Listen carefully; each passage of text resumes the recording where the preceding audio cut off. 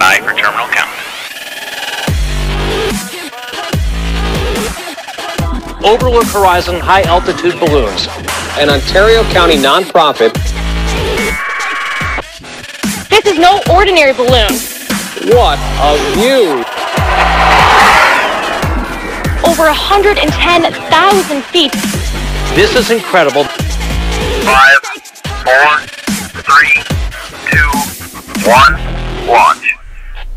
Hey guys, Tori here from Overlook Horizon, coming to you live for a nice morning high altitude balloon launch today. We're here in Canandaigua, New York, but not an ordinary.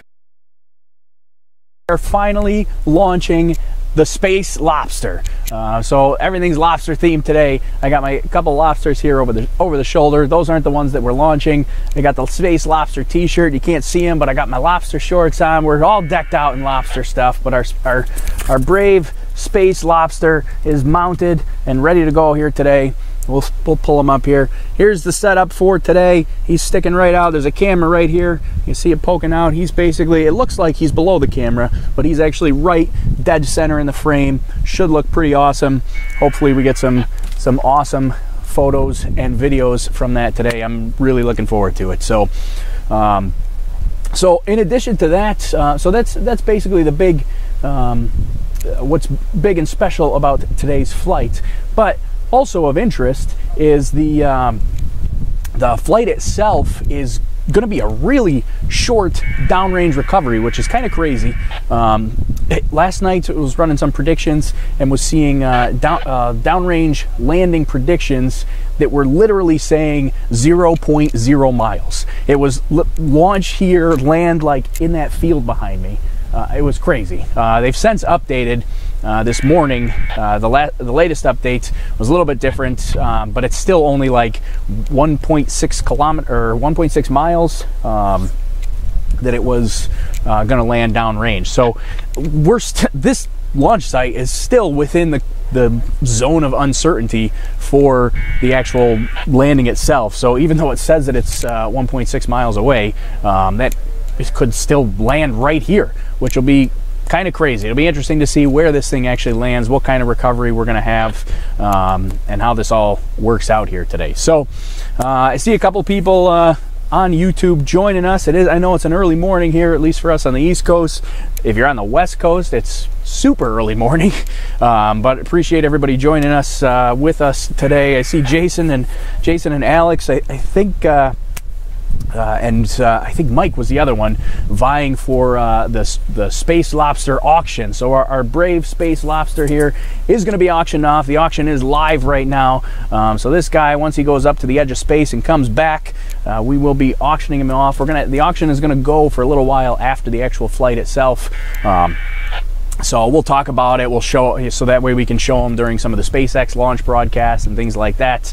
And then basically the end of August is when the auction is over, and then the winner gets to take home our brave Space Lobster who got to head to the edge of space today. We are using our biggest balloon that we have to try to get our hashtag Space Lobster as high as possible. We're expecting somewhere around 110,000 feet. Higher would be great, but 110,000 would be acceptable. Even a little bit less than that, 108 wouldn't be too bad. So anything 108, 110, anything more than 110, and I'll be thrilled. But that's kind of what we're expecting for today. So so let's see. I got to get my all my comments here up and running. I had them up, but I think I accidentally closed them just before I started the broadcast. So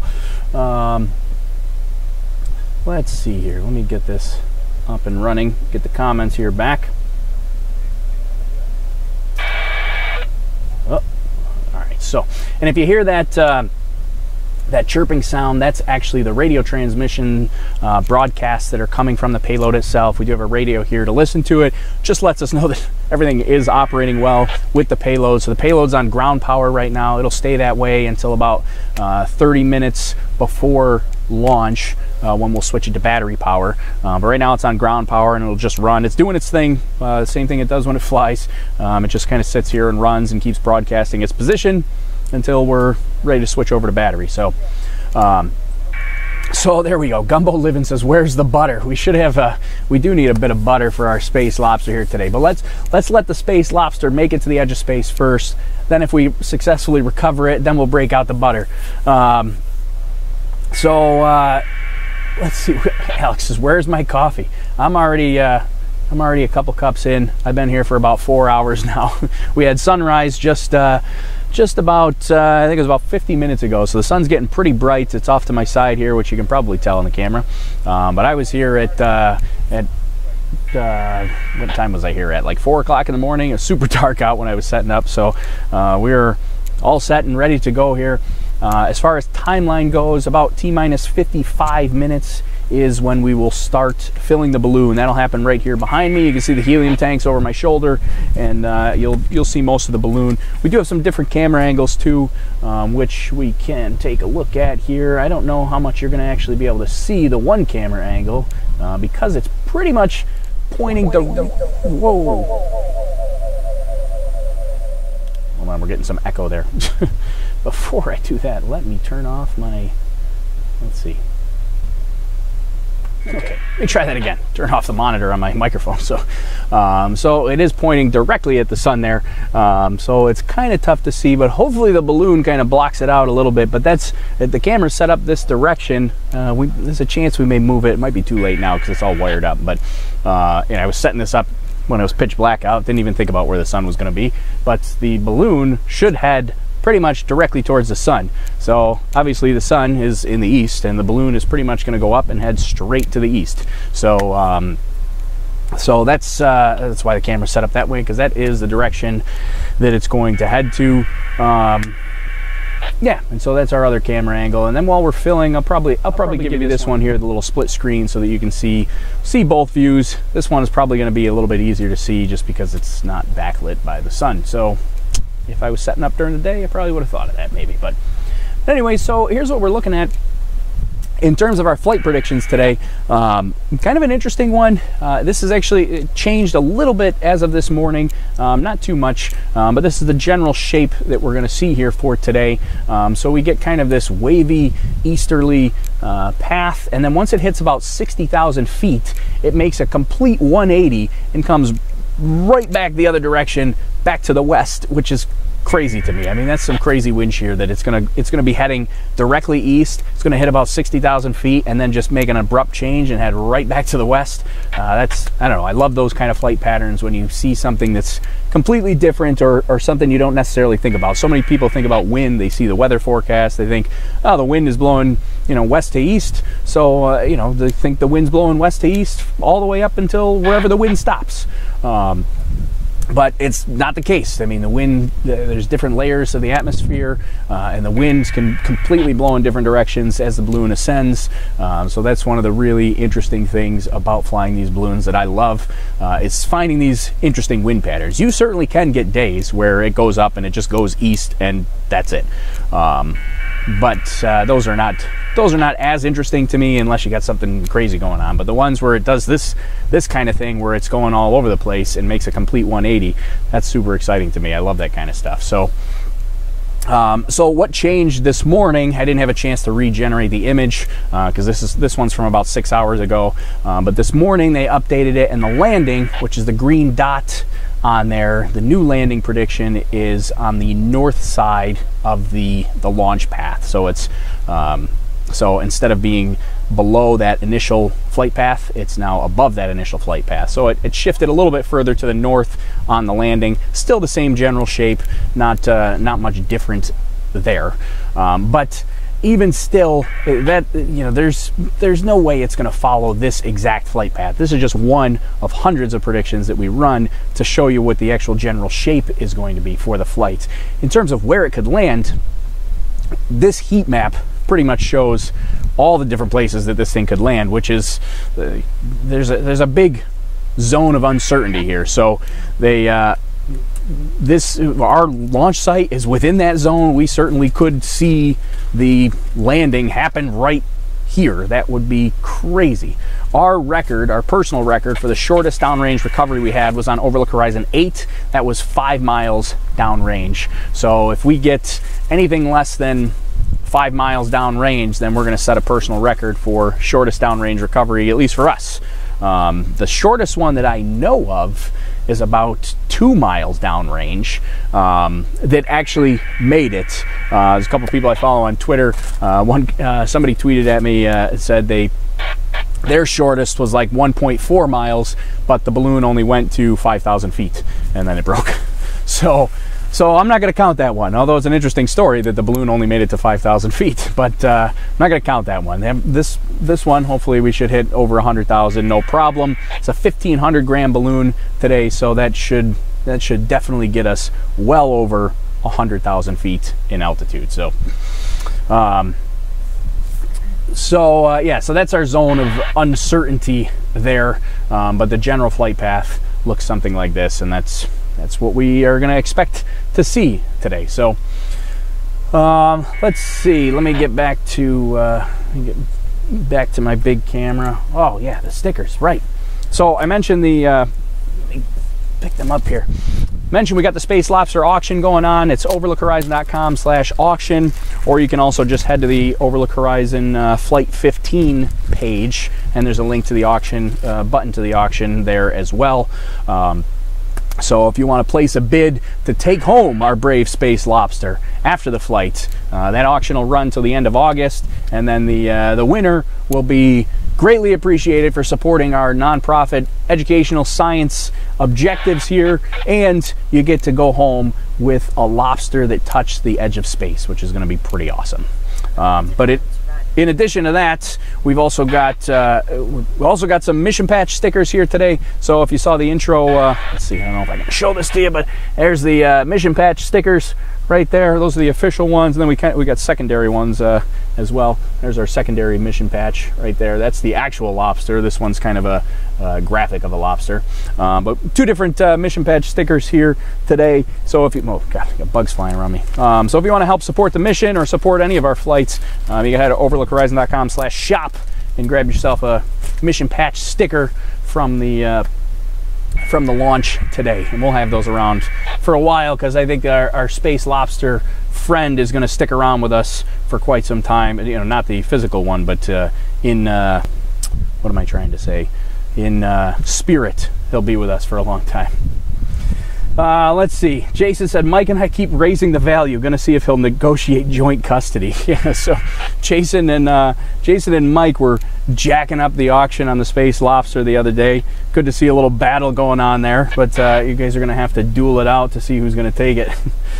Jason wants to know any info on Shrimpy. I have my Where's Shrimpy shirt. Still no sign of Shrimpy. Shrimpy was Overlook Horizon 10. He's gone. It was a little tiny payload. It was just a micro payload, so it's going to be really hard to spot. There's still a chance that we could find him. I mean, there's always a chance. It could be years later and somebody finds it, but nothing so far. Let's see. Alex says, "Are you going to do this all by yourself?" I do have help today, so they're all off screen. So I got help today. Everybody's eating, getting their coffee, and getting ready to go. We got another helper that's off. I don't know where he went. He was over here. Oh, so yeah, I do have some help this morning to get it ready to go. Although winds are pretty calm today, so hopefully should be relatively easy to get the balloon filled and set to go, so I don't expect too many issues on that front. We were having two issues this morning that were minor issues. Our landing prediction software was having some trouble this morning. I think that's all resolved, but we're going to find out when we launch. So hopefully the landing prediction software works well, because I love having that for chasing it down, but we were having some trouble with that this morning.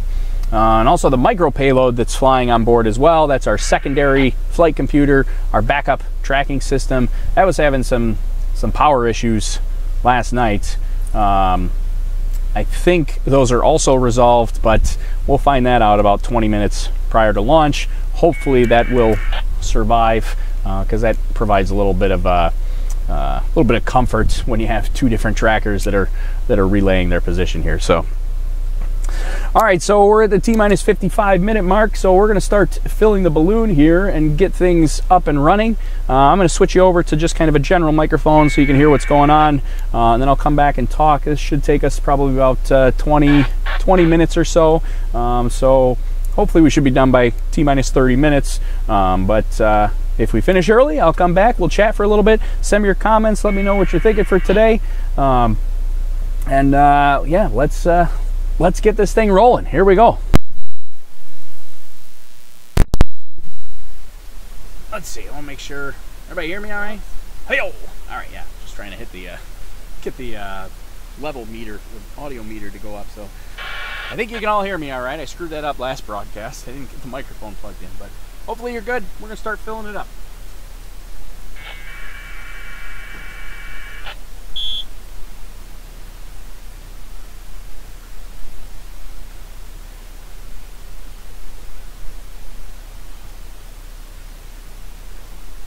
All right, that's good.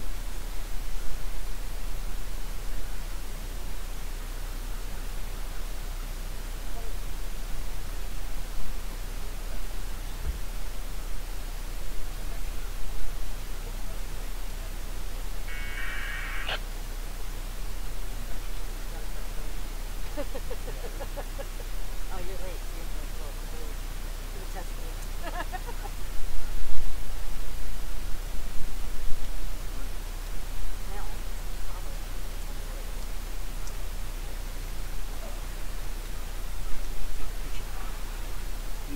Gotta have a selfie. Launch team selfie first.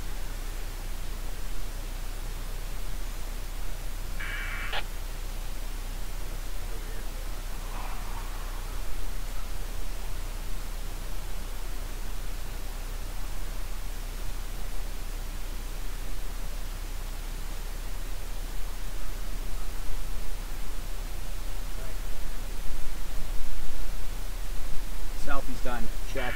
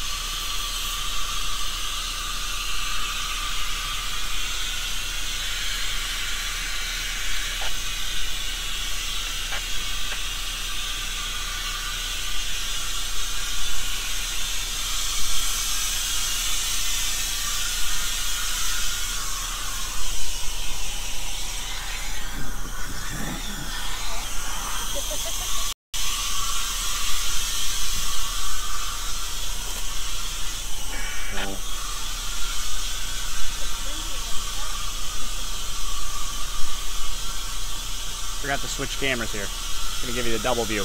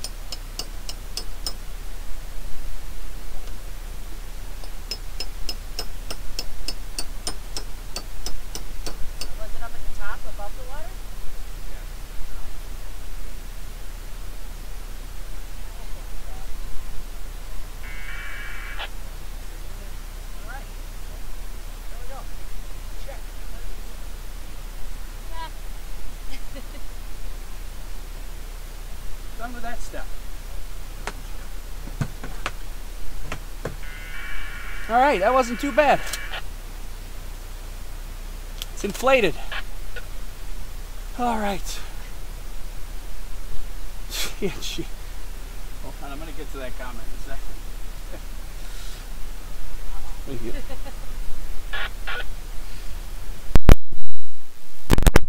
Over here to my microphone. Jason said on YouTube, puts on new latex glove and asks the space lobster to turn its claw and cough. Oh man. All right, so let's see. Ready this morning, bright and early.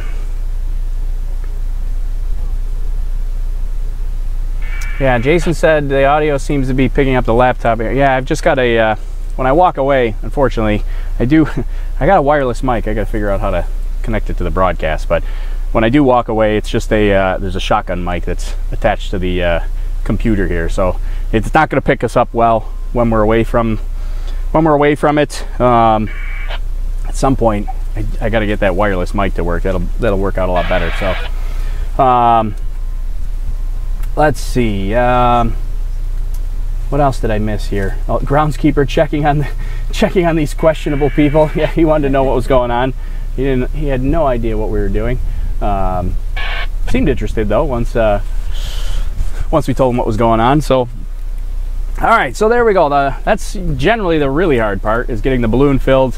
When it's a calm day like this, it's not too bad because it makes it really easy to keep the balloon stable and get an accurate measurement on whether it's filled enough. So I think we're in good shape here in terms of the fill.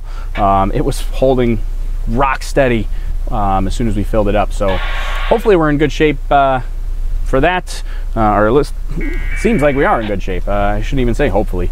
But yeah, we got about 6 minutes here, and then we're going to start turning on electronics. I have my checklist here. I'm going to leave you in charge of the checklist here. You're in charge of that. Yeah, so about 6 minutes from now, we will start turning on electronics and get everything powered up. You will be able to, we'll have a map up here, but you will be able to track it live at overlookhorizon.com/map. So you'll be able to track the whole thing live, and for the most part, as long as it keeps following our flight path, I'm gonna hang out right here during the whole flight, because it's with it only landing like 1 or 2 miles away, I could pretty much stay here for most of it. So let's see, Jason, or let's see, let me go to Mr. Crotchety on Periscope. Says only 110,000. I'm looking on the web for the experiment details. Yeah, so this flight is we're still doing our regular data collection in terms of all our sensors. We got pressure, temperature, humidity. We'll get wind speeds, things like pretty much the same thing that your regular radiosonde collects from the National Weather Service when they put up their weather balloons. But this one is a little more fun, less science experiment and a little more fun, because we do have the Space Lobster that's going up today. So in case you missed it earlier, our Space Lobster is mounted and ready to go here. He's got his claw attached to our little support stick here. He's basically going to be right dead center in the camera frame. Here's our camera that's going to record the Space Lobster. It looks like he's below the camera, but the camera is pointed slightly downwards. They always are, but that's why he's a little bit below the payload. But when he's in the camera frame, or at least when I tested it yesterday, he was dead center in the camera frame itself. So should give us some awesome photos and videos for this flight here.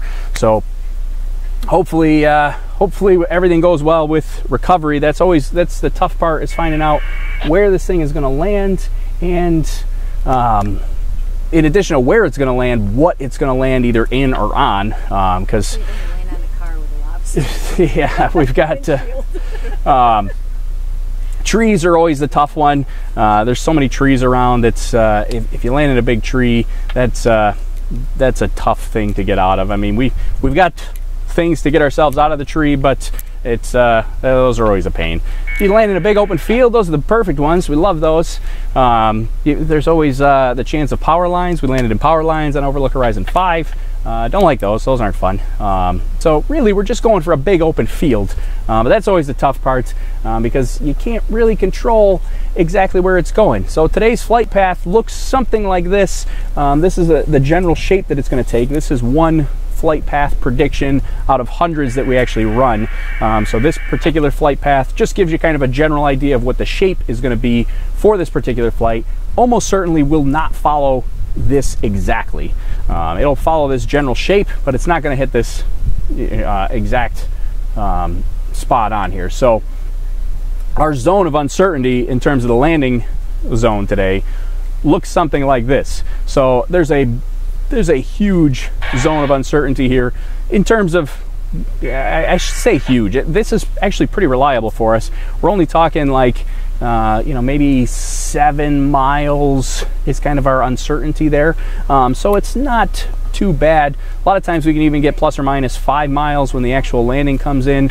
But coming anything under 10 miles is pretty good for a flight prediction. So if we get, if it's within 10 miles of that, basically 10 miles of that green dot that's right there. The green dot is our landing. The red dot is where we are right now for the launch. And then there's also a little burst there. That's where the balloon will actually burst. So as long as we're within 10 miles of that green dot, that's generally what we consider a good prediction. You know, anything less than that is even better. You get under 5 miles, that's fantastic. That's under 5 miles a little bit tough. We've gotten like 6, 7 miles. We've gotten under 5 miles. It's just it's hard to get that consistently because there's so many variations, not only in the actual weather forecast itself, but also in the filling procedure. So hopefully today should be pretty close to the actual flight path prediction because filling was so easy and measuring how full the balloon was and how much lift it had was super easy today. So hopefully that means that it will follow our flight path a little more closely to what we generally want to see. So yeah, that's kind of the uncertainty that we're talking about here. And then let's see, let me go back to some comments. Gregoria says Cody's lab documented his first weather balloon close-up if you want to check those out. Let's see, wireless mic. Oh yeah, I already saw that one. Wireless mic would be great, so you can hear the process while we're doing it. It's excellent learning experience for us novices. Yeah, we should get those wireless mics figured out and hooked up. There's so much equipment that we have to hook up. It takes like 4 hours to get set up here. So trying to get all the normal stuff hooked up and then add in wireless mics just adds some more uncertainty to it. But I will make a promise. We are definitely going to get wireless mics at some point. We actually already have the wireless mics. I just have to figure out how to get them hooked up and sounding good for the broadcast. So, all right. So we're at 30 minutes here now. Powering up some electronics. So I'll give you back to the split screen here while we start powering up our flight computers, tracking systems. Cameras will be one of the last things that we power up so that the batteries last as long as possible. All right. Yes. All right. Thank you. Get the stickers out of the way. In case you missed it earlier, overlookhorizon.com/shop if you want to get yourself a Space Lobster sticker, or check out the Space Lobster auction if you actually want to take home the Space Lobster. Sorry, I got to get out of camera frame here for a moment while I plug this in.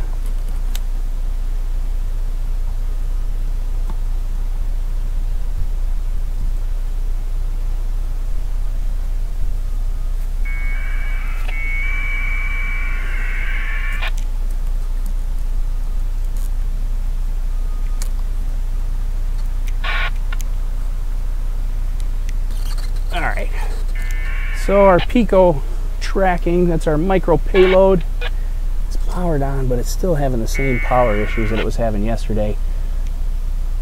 We've got like a wire that's got to be, the battery lead is just a little bit loose, which is something we should probably correct for the next flight. But it seems to be running normally right now. So we're going to verify that this is actually tracking here. I don't think we have a GPS signal yet. Oh, it does say we have a GPS signal. So, All right, while we're checking that out, let's turn the backup GPS on. We're gonna multitask. So we got 3 GPS systems on board this flight. Sorry, I can't talk and type at the same time. Yeah, three GPS systems. 2 are radio based, and one's just a regular GPS that it only works on the ground. So it pretty much does us no good except for right when it lands. That's our absolute fail safe if all else fails. So let's see. So it appears. So I'm right at overlookhorizon.com/map, just like you can do, and it does appear that the tracking system is online. You'll also notice, you can probably hear it in the background, but our radio system is really gearing up now. It's getting broadcast from both the primary and the secondary tracking systems now. So that's gonna really, you're gonna really hear those chirps going crazy now. So now we're just gonna get the 3rd backup system online here.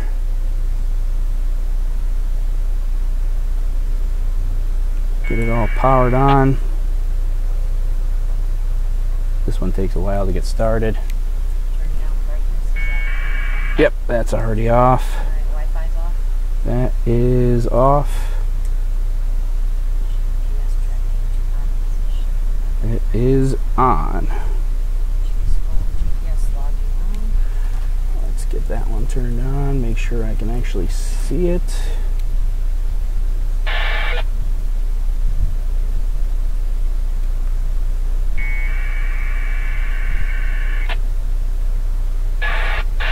Says it's got excellent reception, so that's a good sign.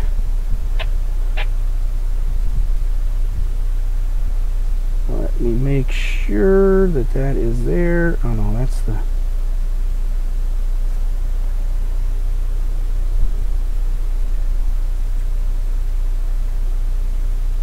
Yeah, perfect. All right. Got it? That is up and running. We're good. Attach the capsule. And we're attached. Alright. Verify large antenna. Yep, that is connected. Verify primary radio reception. Primary tracking system reception. Yeah, looks like we're doing all right. Yep, we are good.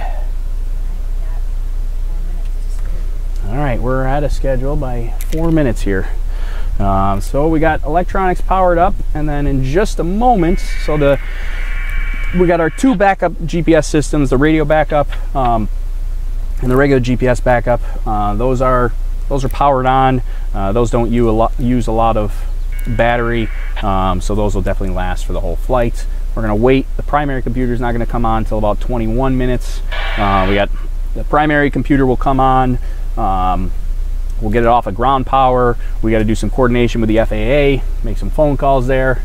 Stubby says it sounds like his old dial-up internet. Yeah, it does kind of sound like the old dial-up internet. Let's see. Oh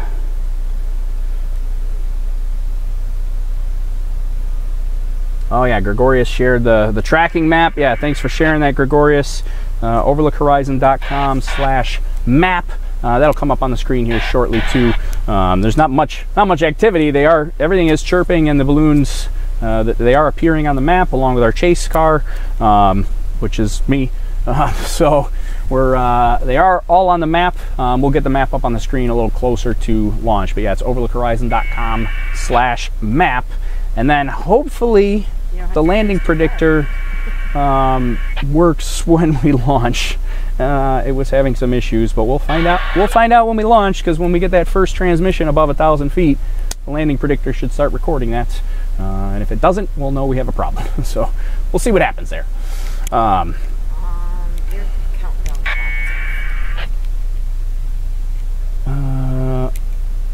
Oh yeah. I thought I heard a beep. I was like, Yeah. All right. It's done this before. I don't know why. So our countdown clock here, which you can't see, but it's off screen, and it's the one that we see It's the one that we coordinate with because it's hard to see the one in the broadcast. We got a nice big huge countdown clock out here on the actual launch site. Yeah, so we know what's happening, but it's not working right now. Every once in a while, I think the radio transmissions kind of mess with the countdown clock, which is slightly annoying. Anyways, let's see. All right, there we go. Back on track. Hopefully it stays that way. We're getting down to crunch time here. I was like, wait, 2 hours? What? Yeah, it just, for some reason, sets I originally set it at like 2 hours ago. So I don't know why it does that in the middle of the counts. But anyways, so let's see. Dennis McManus on Periscope says, camera on the balloon. There are 3 cameras on this balloon. Actually, if you look at the website says there's only 2 cameras. We called an audible last minute, and there's actually 3 cameras on this balloon. There are 2 cameras that are facing out the side. One has our brave space Lobster right dead center in the view, and the other is just a general camera that just takes the whole view. Nothing in front of that one. Then we do have a 3rd camera today that's facing directly up at the balloon. We originally weren't going to include that, but we were able to include it and stay under our weight restrictions, so we added it. So there's 3 cameras today. They are not live camera feeds, unfortunately, so we do have to recover the balloon in order to get that video footage. All the video footage and the photos are stored directly on the balloon or on the SD cards inside the payload. So we've got to recover the payload in order to actually get that footage. But there are 3 cameras on board. In addition, 3 cameras and 3 different tracking systems. That pretty much makes up our payload. And then today we have the Space Lobster that's also flying on board. All right, so we're moving the main system to battery power here now. You're going to hear a bunch of tones here while it reacquires GPS signal. So we're going to do that now.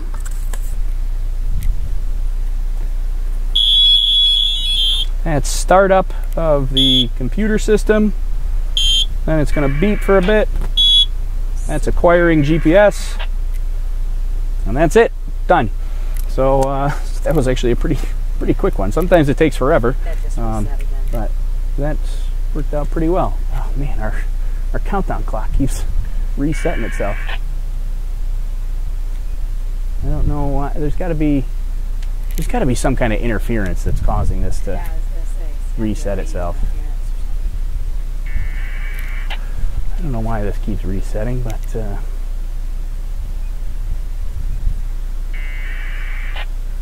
going to try to keep it up and running. Oh. Seems like it's kind of browning out a little bit.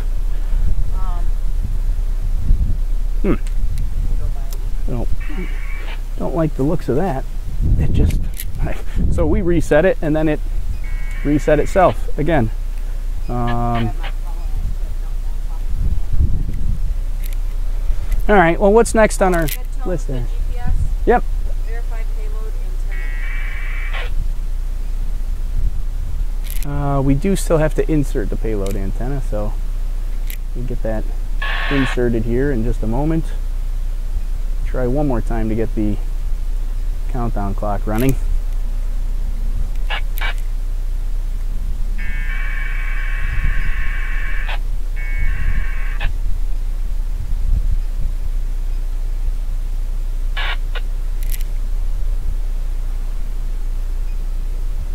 All right, we'll try that one more time. I don't know if maybe the antenna's screwed. I don't know. I'm gonna keep that away. All right. So now it's time to get the big antenna into place for the main payload here. I'm gonna need you to hold this over here if you don't mind.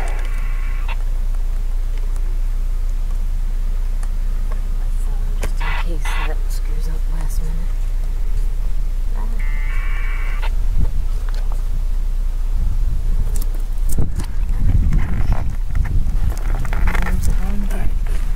Yeah, don't pull that.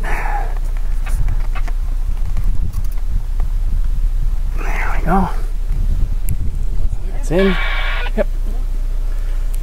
All right, so that's in. Verify signal reception. I'm gonna say yes, because I still hear it. So yep, that's still good to go. Notify FAA. All right, so now we're doing our coordination with the FAA. I am gonna mute the audio for that just for a moment, so it just takes a minute, and we make a couple phone calls to the FAA just so they know what's happening. So I'm gonna mute this for a minute. We'll be right back. Hopefully it only takes just a minute or two. I gotta make 2 phone calls, one to Rochester TRACON and one to Cleveland Center, the major control center.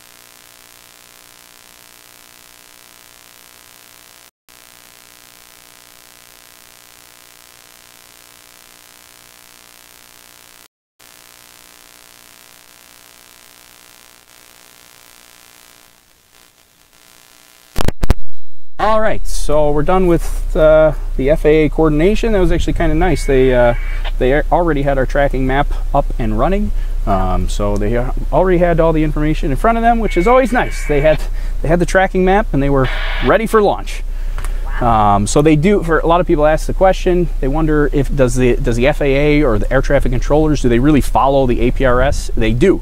They pull up the same map you do. They go to overlookhorizon.com/map, and the air traffic controllers follow the flight just like you can do at home. So That's interesting. All right, what's next? Cameras on. Cameras. T-15, which All right, gotta hear this. Here we go. Where's one? See the light? I heard it. Here's 2. Heard that one. Here's 3. Hey. There we go. We got 3 cameras on. I got 1 blinking light. I got 2 blinking lights. And we got 3 blinking lights. Blinking lights basically just means that it's actually recording. So we are good. Cameras are on, running, and recording. Make sure that's in the slot. There's a little slot that it goes in. Okay, perfect. Tape it.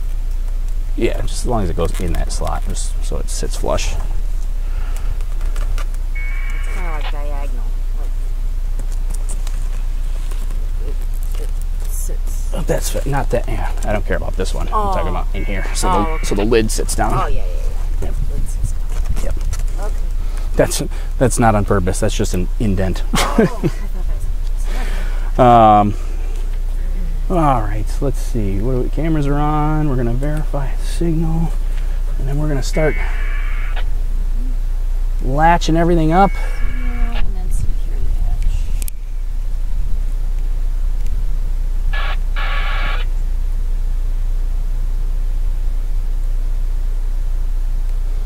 Looks good. Looking to be in good shape here. Now we're gonna latch this thing down. Just using some generic packaging tape for that. Can you slide over here? Put the Space Lobster right out this direction. Put it right on this corner here. Watch the antenna. Nope, you're free. Just watch the antenna on the bottom and set it right there on the corner. Perfect. That's good. All right, and we'll get this guy tacked down and sealed. We don't have to do anything too crazy for sealing. Just make sure the lid's not going to blow off mid-flight.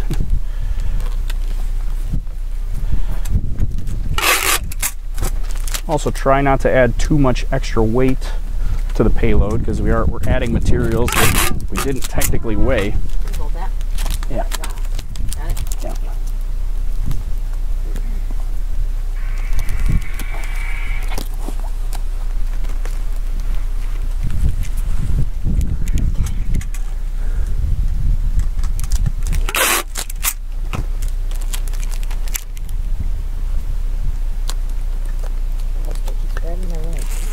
Yeah, careful, he's fragile.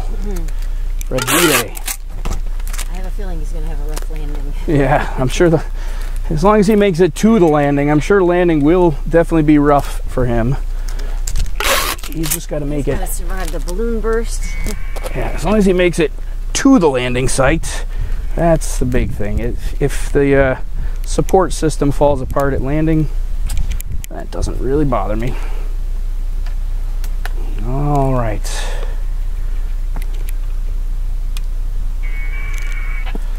Now we're going to get our harness attached here. Get all the strings up here.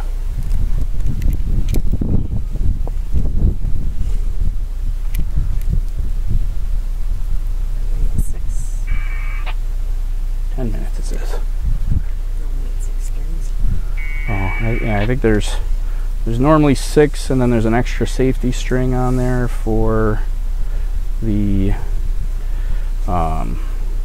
micro tracker. So the micro payload, or our little pico tracker, whatever you want to call it, sits on the outside of the payload package. It is secured pretty well, but since it's so compact, there's no sensors that stick out the side or anything, so we can't really put it inside. The whole thing's got to sit outside, so it's just mounted to the side of the box, and then it's secured in place. But there is an extra safety line for that guy, just in case it comes apart. Hold this with your other hand. Just hold it tight for a second.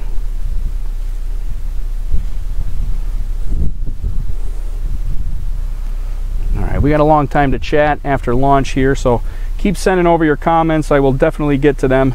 I'm just gonna make sure we get everything up and running here first. Oh boy.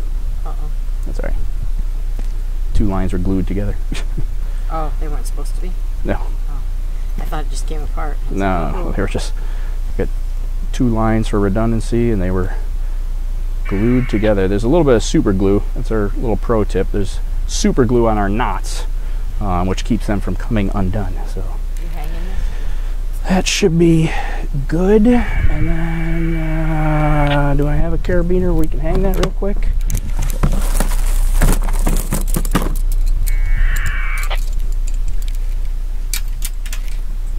There we go. 2 minutes to spare before the next step.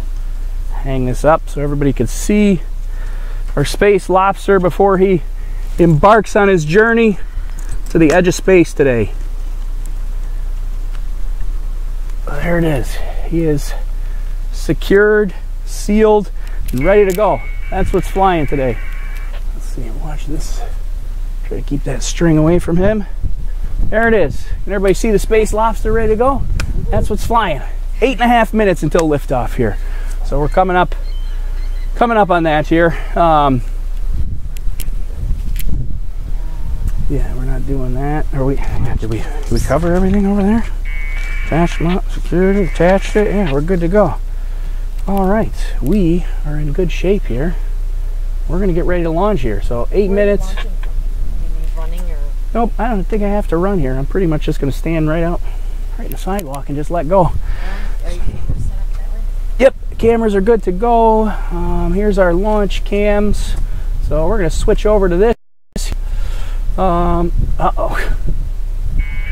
The stream might crash, and I will try to restart it because I just got a crash report here. Maybe if I just. All right, I think we'll see if that recovered. I don't know. Let's see. Now we lost our count. My streaming application crashed. Hopefully we're back. Let's see. So it was back. Here's our broadcast. Well, I'm going to try to get the count up and running here. We had a little bit of a hiccup there with the broadcast software, so I guess I'm not going to switch camera views because I don't know what happened or why that crashed.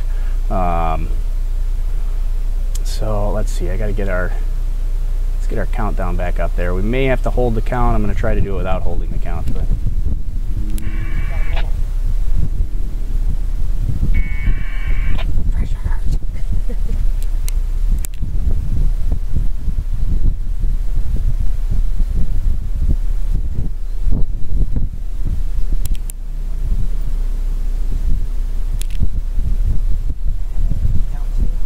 I got it. I think we're back. So there's where we are.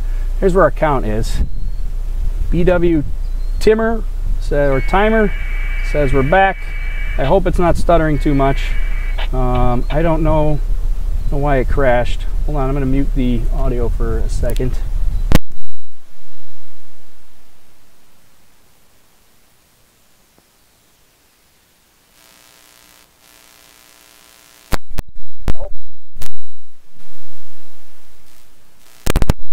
I'm sorry for the break in the action there. I think we're okay. We're gonna keep it going. So I'm gonna switch to the other microphone here, and we're gonna let this thing fly here. So hopefully the broadcast holds out. We gotta go quick now. It's launch time. Hopefully you can hear that. I'm gonna leave it on this. Hopefully it doesn't crash again. So we're gonna leave that right there. Alright, you're in sync for lines.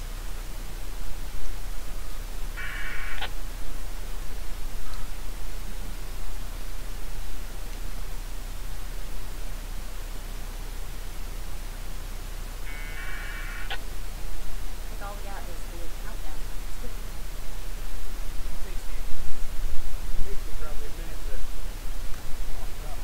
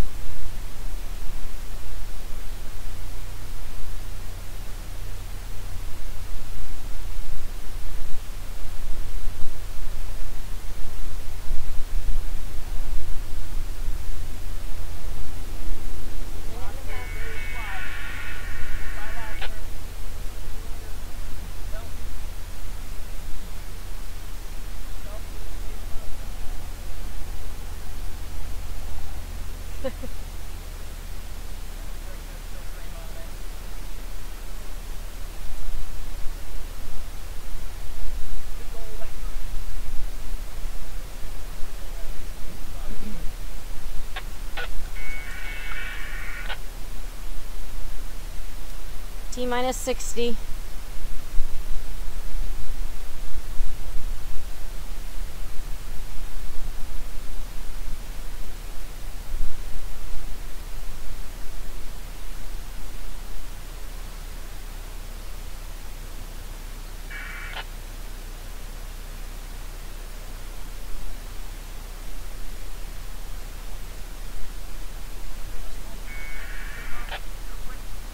T-minus 30.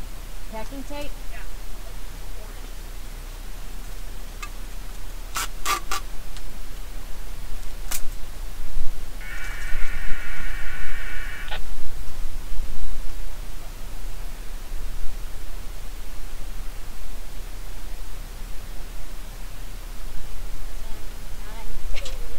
7, 6, 5, 4, 3, 2, 1, launch. Goodbye, Lobster. And the Space Lobster is off.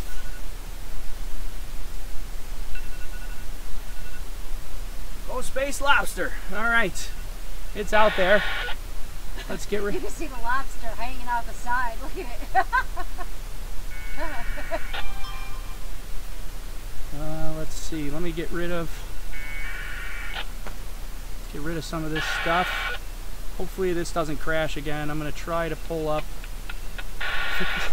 God, if it crashes again, I'll restart the broadcast. I hope it does not crash again.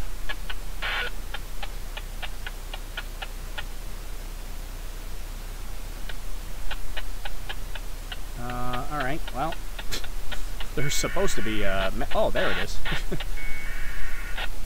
Wondered what was going on. There we go. All right. It just took a second to get up and loaded. Okay.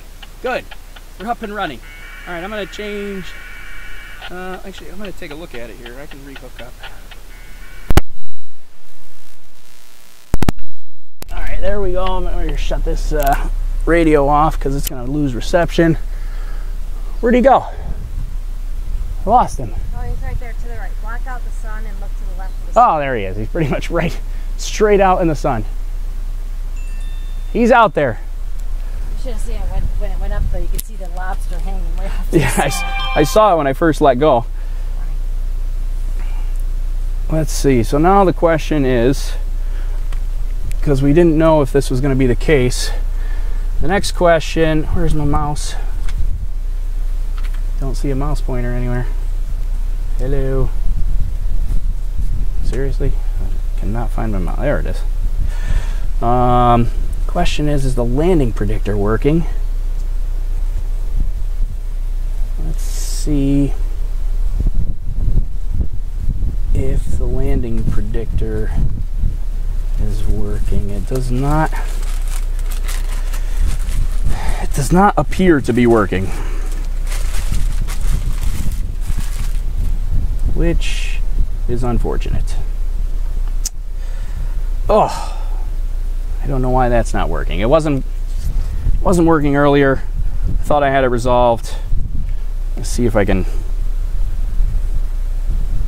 do a quick fix here. See if I can give it a little jump start. Tell it to get moving here.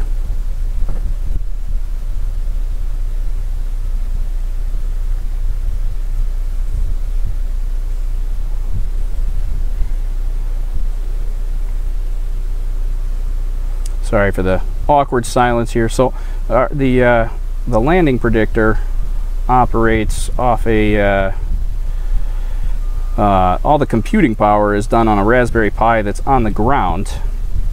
So it records all the, oh, it does seem like it's work. Oh, maybe it just, oh, wait a minute. Hold on. Ooh, hold on. We're just going to restart it. It might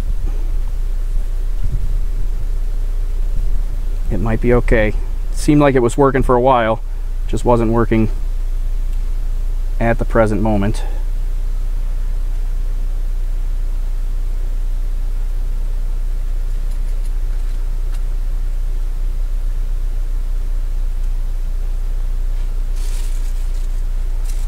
There, we gave it a little jump start. Let's see if that, we'll see if that holds out and that keeps going. So for sitting at about 4,000 feet. Hard to read all that directly on the screen, but yeah, 4,000 feet. It's still tracking normally. There we go. So now it looks like it's working. Let's see. So it should now, if we look at the Twitter machine, if I can find my mouse pointer. It's really hard to see my mouse pointer. The Twitter machine should now auto tweet. There it goes. All right. Perfect. We're up and running. Landing predictor is working right now. We'll see if that holds. All right. Disaster averted, at least for now. Okay. There should be a return address on the Space Lobster. You know what? Actually, now that you mention that, I did mean to put a label directly on the Space Lobster in case he became detached mid-flight, but I forgot to put a label directly on the Space Lobster. So hopefully Space Lobster stays with the payload, because there's lots of labels on the payload, but not so much on the Space Lobster by himself. I should have put a label directly on him, but I didn't. Let's see. Gregoria said the scariest thing would be if it came loose and land smack down in the middle of a picnic. Yeah. I'm not too worried about the Space Lobster coming loose. He's pretty well secured on there. I think he'll be in good shape, but only time will tell. Let's see if I can see him here. I can't see it anymore. It's also really tough to see that because he's flying directly towards the sun right now. So hard to see anything, but he's off and running. Oh, let's stop this camera in case it didn't stop itself.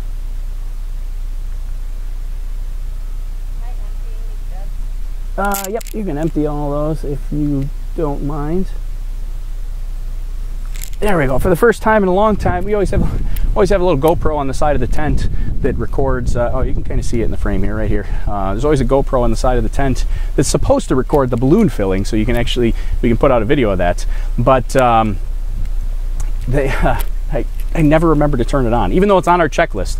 I always just skip by it. But today I remembered, so we've got video. Should be a good video of the actual balloon filling that we can share later. So Mike's getting into the smack talk in here. He said, I don't see you bidding. Can't talk smack if you don't back it up.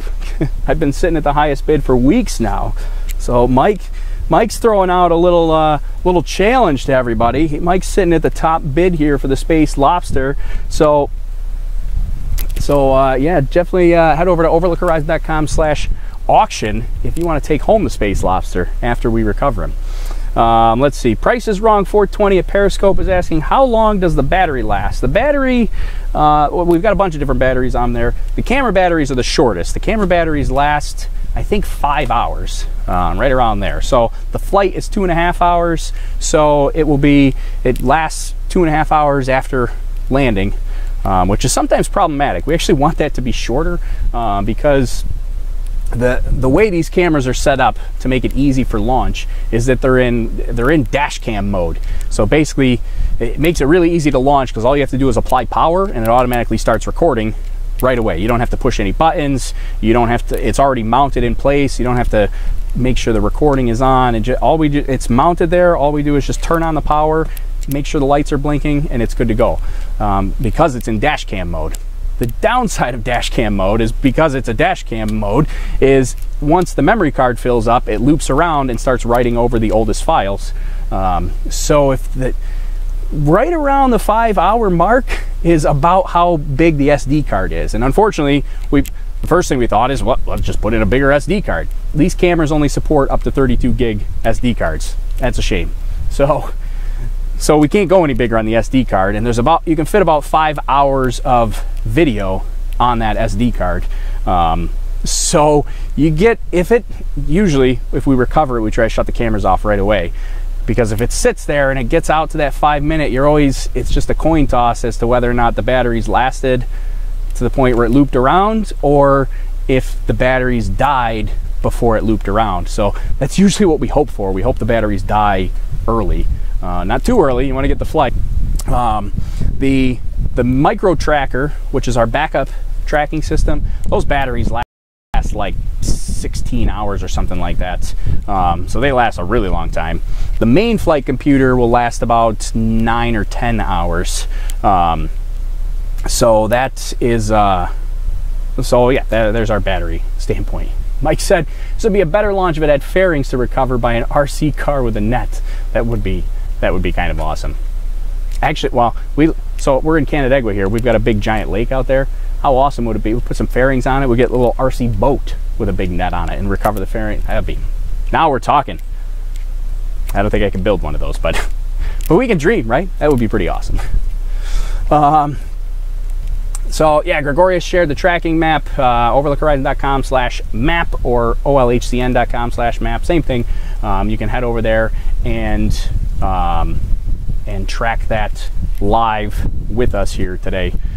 So it should hopefully last the entire flight. So we're sitting at 11,000 feet, and basically we're going to hang out here for a while. This is expected to be somewhere between 2 hours and 15 minutes and 2.5 hours will be the entire flight. So what we're going to do here is pretty much, we're going to try to pack up a little bit, but then we're going to pretty much just hang out right here at the launch site until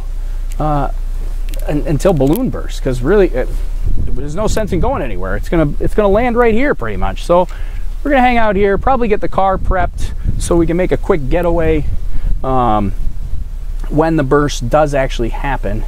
When we start getting close to 100,000 feet, probably take we got a little tent here, probably take the tent down, get everything up except for the bare bones, like just the computer. And then once burst happens, we'll have to end the broadcast in a hurry and start racing towards that landing spot. So there you go. Alex Ziggyful says, I like this idea. Whoever wins the Space Lobster auction has to regularly dress it up and send pictures to me so I can post them. For sure. I like this idea. If you win the Space Lobster auction, we need regular photos tweeted to me at OLHZN so we can post the Space Lobster photos. It'll be like the roaming gnome photos, you know, you get them in weird places, all kind. That'd be fun. I like this. I like this idea. So get your bids going on. There's a little bit of a bidding war there. Overlookhorizon.com/auction to bid on the Space Lobster when he gets back from his trip to the edge of space. And if you don't want to bid on the Lobster, that's okay too. But if you do want to still support our 501c3 nonprofit, we do have Space Lobster mission patches here. They're not patches, really. They're stickers. Patches are too expensive for us to get, but they're mission patch stickers that you can get on our shop, overlookhorizon.com/shop. So there we go. So let's see, what are we sitting at? 14,000 feet. We got 10 satellites. That's good. That's about normal. The highest that our system usually gets is around 12 satellites. I don't think I've ever seen it go more than 12 satellites. But 10 is fantastic. 6 really is acceptable. Anything less than 6 is not good, because then the reliability is no good. But anything between, I mean, 6 gets you a little nervous. 6 satellites. But anything 7, 8, really 8 probably makes me feel comfortable. 8, 9, 10, anywhere in that range is good with me. So you see it drops down there, 9 satellites now. It fluctuates a little bit. It'll drop around or jump around a bit, but yeah. 193 millibars. It says for battery map here in my there you go, battery. That's on the main flight computer you're looking at here. That's keeping an eye on. The backup reading 7 degrees, although the main the same area there. Oh, we're buffering. We've had all kinds of issues with internet today, trying to keep everything up and running. I don't know why. This launch site is usually fantastic. Usually this launch site is great with bandwidth, but I do see my my broadcast software is giving me a warning that we're not uploading fast enough, which is a shame. Unfortunately, there's not much I can do about that. That's the unfortunate thing, is we're streaming using mobile bandwidth, which isn't the greatest. The only thing I can do is like move our tablet around that is controlling that. So, like, can you hear me now? Can you just hold it up in the air or something? Yeah, I don't know why it's freaking. Actually, that just moving the tablet actually jumped the number of bars that I had by a lot. So hopefully that's better. We'll see if that's any better. Let's see. My Arrow Move said combined GPS and GLONASS module will double the number of satellites and precision if you need it. Yeah, that would be kind of cool to get more precision. I don't know. It's not too bad in terms of precision. We really haven't had much of an issue with precision. Oh, hello. Haven't really had much of an issue with precision in the past, but that's good to know. Let's see. Price is Wrong 420 at Periscope is asking, does it pop when it reaches a certain altitude? Yeah. So the way this works, it's a helium-filled balloon, rises in the atmosphere. As it rises, the pressure in the atmosphere drops, so the helium inside the balloon tries to push out farther and farther, so it makes the balloon expand. It's about 6 feet in diameter when it's here on the ground.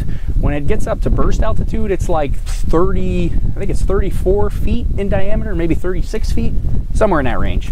It gets huge, massive. Just think about how big, like, basically 30 to 35 feet is. That's like, I don't know, it's almost the width of my house. So that's a pretty big size there. I mean, it gets absolutely massive. But anyway, so they're designed based on the size of the balloon. It's designed to stretch to a certain point. So the bigger the balloon is, the more it can stretch. Also, the less helium you put in it, the more or the less outward pressure it will have. So one of the ways that you can control how high or how low the actual burst is by adding or removing helium. So less helium will make it go higher because it doesn't have as much outward pressure. More helium will make it burst sooner. So because there's more helium in there, more outward pressure. So, but the downside to controlling that is you also control how fast or how slow you go through the atmospheric wind layers. So sometimes you may want to add or remove helium to get through a really fast patch of wind, or you may want to go slow if it's keeping you in a certain area. So anyways, yeah, the balloon expands, and then when it gets to the breaking altitude, it bursts in a huge starburst and shreds into a bajillion pieces. That's what it's intended to do. So most of the time it shreds into a million pieces. Occasionally, it's usually a defective balloon. Well, either defective or we introduced a defect while we were inflating it, is it can just tear open. You get one big tear. That is not ideal. That you usually don't want to see a tear in the balloon. Usually, if it got to burst altitude, its intended burst altitude, it will like shatter into a million pieces. So that's the intention, and that's what it's supposed to be. So, Jim Richard says, "Are you at the high school?" I am at Canandaigua Academy here at the high school in their fields here. We're going to be hanging out here for the next couple hours, waiting to see where this is going to land here today. So that's what we're waiting on. So we're at 21,000 feet, so we're in good shape here. We got a long ways to go. Not expecting balloon burst until let's see, when am I expecting balloon burst? Probably just prior to 10 o'clock, so somewhere around like 9:50 Eastern time. So that'd be, what is that, 13:50 UTC? Does that sound right?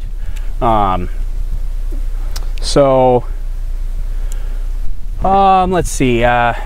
Never seen a launch like this before. Thanks for sharing. Yeah, hey, thanks for hanging out. Appreciate you hanging out here. Sorry we had some broadcast issues earlier on Periscope. At least it split up into 2 different broadcasts. So, but it is what it is.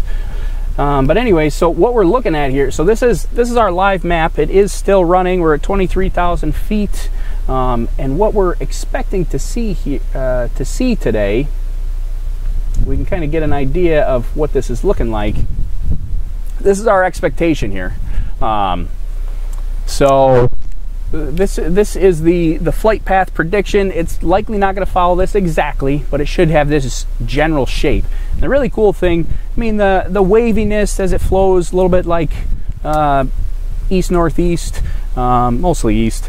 That's pretty usual. Even a little dip to the southeast, not unusual. But the one that's really fascinating, it actually happens pretty often, but it's really fascinating to me, is when it hits about 60,000 feet, that thing is going to turn right around and make a complete 180 back to the west, which is crazy to me. That's pretty exciting.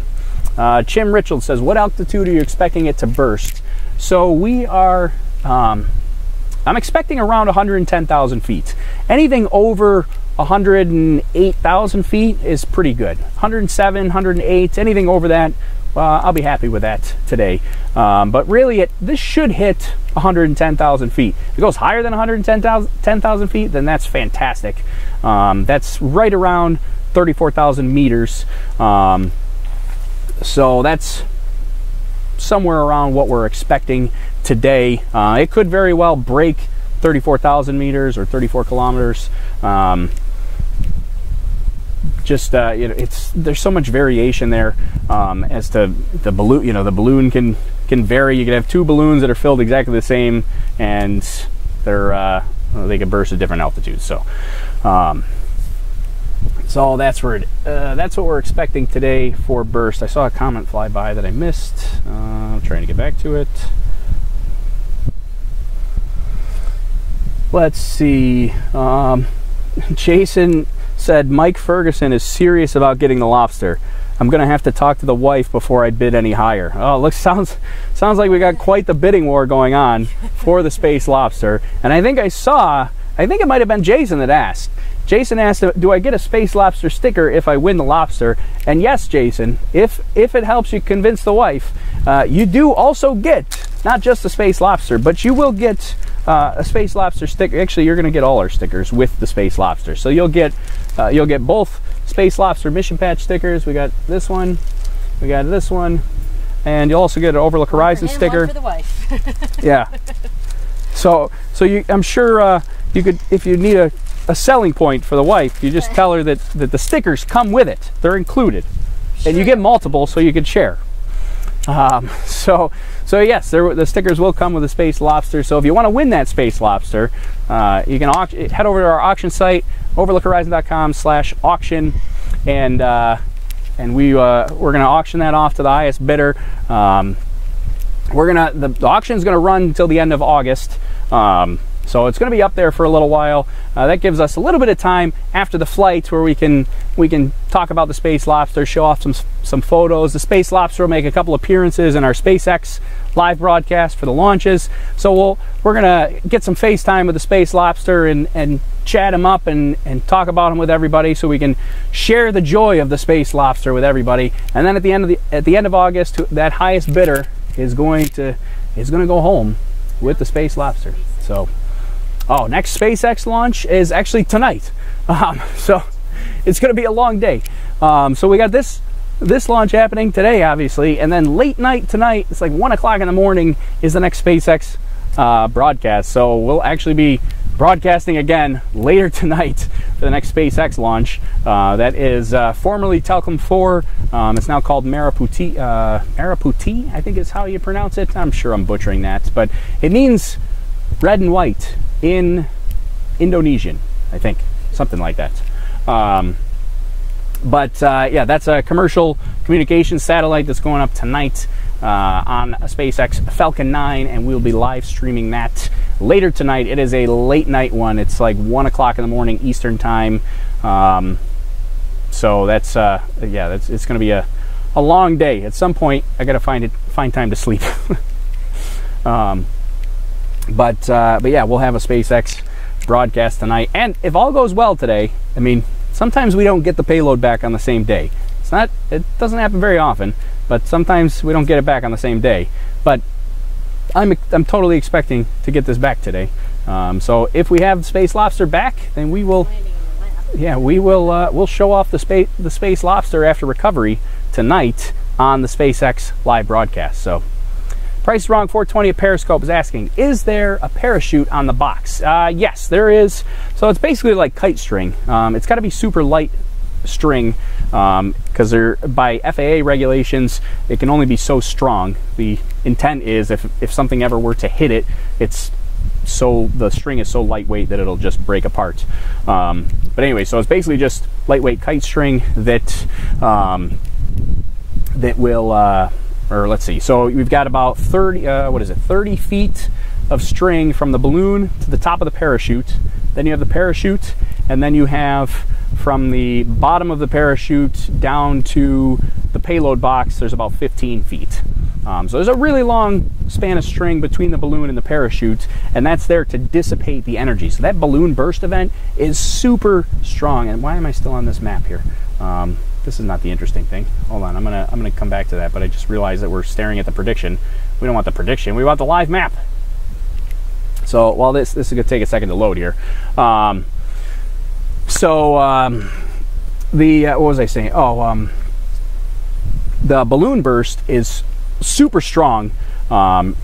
It bursts and it whips that thing around. So we put 30 feet of string between the parachute and the balloon, and then another 15 feet down to the payload box. So when that burst happens, there's a lot of line to dissipate that energy. So that's the intent there, is to do that. But yes, there is a parachute on board for sure.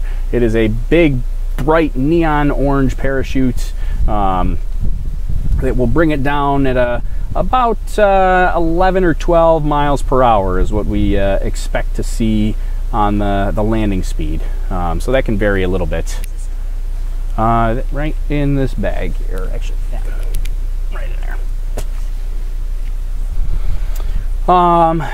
Let's see, is the climb rate constant? For the most part, yes, the climb rate is pretty constant. It varies a little bit. You actually see, if you look at any of our graphs on our website, a lot of the more recent flights, we've posted the ascent rate. For the most, today we're going for 4.75 meters per second, I believe. I think the website is wrong because we changed it last minute last night on our ascent rate. I mentioned earlier about adding helium or removing helium is one way you can kind of control where it breaks. We were trying last night to calculate the helium. This is really hard to do as a pipe dream, but we were going to try. We tried to calculate the exact amount of helium needed to basically get it to land right where I'm standing. And so that's why we went with 4.7 meters per second, or 4.75 meters per second on the ascent rate. So it should do that pretty constantly. I actually don't have my, usually I've got a little map here that will measure the ascent rate. I'll pull that up here while I'm talking. But yeah, what was I saying? Oh, the ascent rate is pretty static and pretty constant. It does slightly decrease a little bit as it goes up in the atmosphere. So as the atmosphere starts to thin, it gets harder and harder for that to displace air. So as the balloon starts to get to, it gets harder and harder for it to stretch out, so it can't displace as much air around it. So then the climb rate starts to slow just a tiny bit. It might go from like 4.75 to like 4.65, or maybe not even that much. It might go from 4.75 to 4.7 meters per second. So just dips a tiny bit, not much at all. The descent rate, on the other hand, huge swings on the descent rate. When the balloon first bursts and it comes down, the parachute basically does nothing because there's barely any atmosphere up there. It might flap around a little bit, but it's basically doing nothing. And that initial descent is about 130 miles per hour. Not for very long, but it starts to slow down when it gets down to around 40 to 60,000 feet is when it starts to slow down there. So let's see. Arcatufus says the balloon is rising at an average of 5.3 meters per second. Is what that was his measurement there. Yeah, I haven't looked to see. I don't have an ascent rate quite yet. I'll see if I can get, yeah, I got 7, this is in imperial. Let me switch over to metric units. Yeah, so the most recent reading, and that's just one reading, was 3.7 meters per second. So it's actually slower than that. But that's definitely not an average. That was just the last reading between the last 2 transmissions. So, I'm going to let this run for a little bit, and then I'll try to check back on it and see what our ascent rate is. Because like I said, we were going for 4.75. The slower the ascent rate, the higher it will go. So we'll see what happens there. All right, let me get back. Where are my comments there? Let me get back to the comments. Get back to the other map, please. Oh yeah, sorry, I forgot about that. No. Yeah, don't unplug anything that's connected to my computer. Yeah, the broadcast will freeze if it loses a source. Well, luckily it doesn't know that it's a blank source right now, so it does not know that it lost it because it's still plugged in here. So, so yeah, we're cleaning up a little bit, getting things ready to go. This cable is a nightmare. Yeah, that HDMI cable is like, it's like hardened. Yeah, I don't know what it's. Yeah, it's weird. It's a very weird cable. It's supposed to be very tough, Apparently it is. but it's also tough to coil.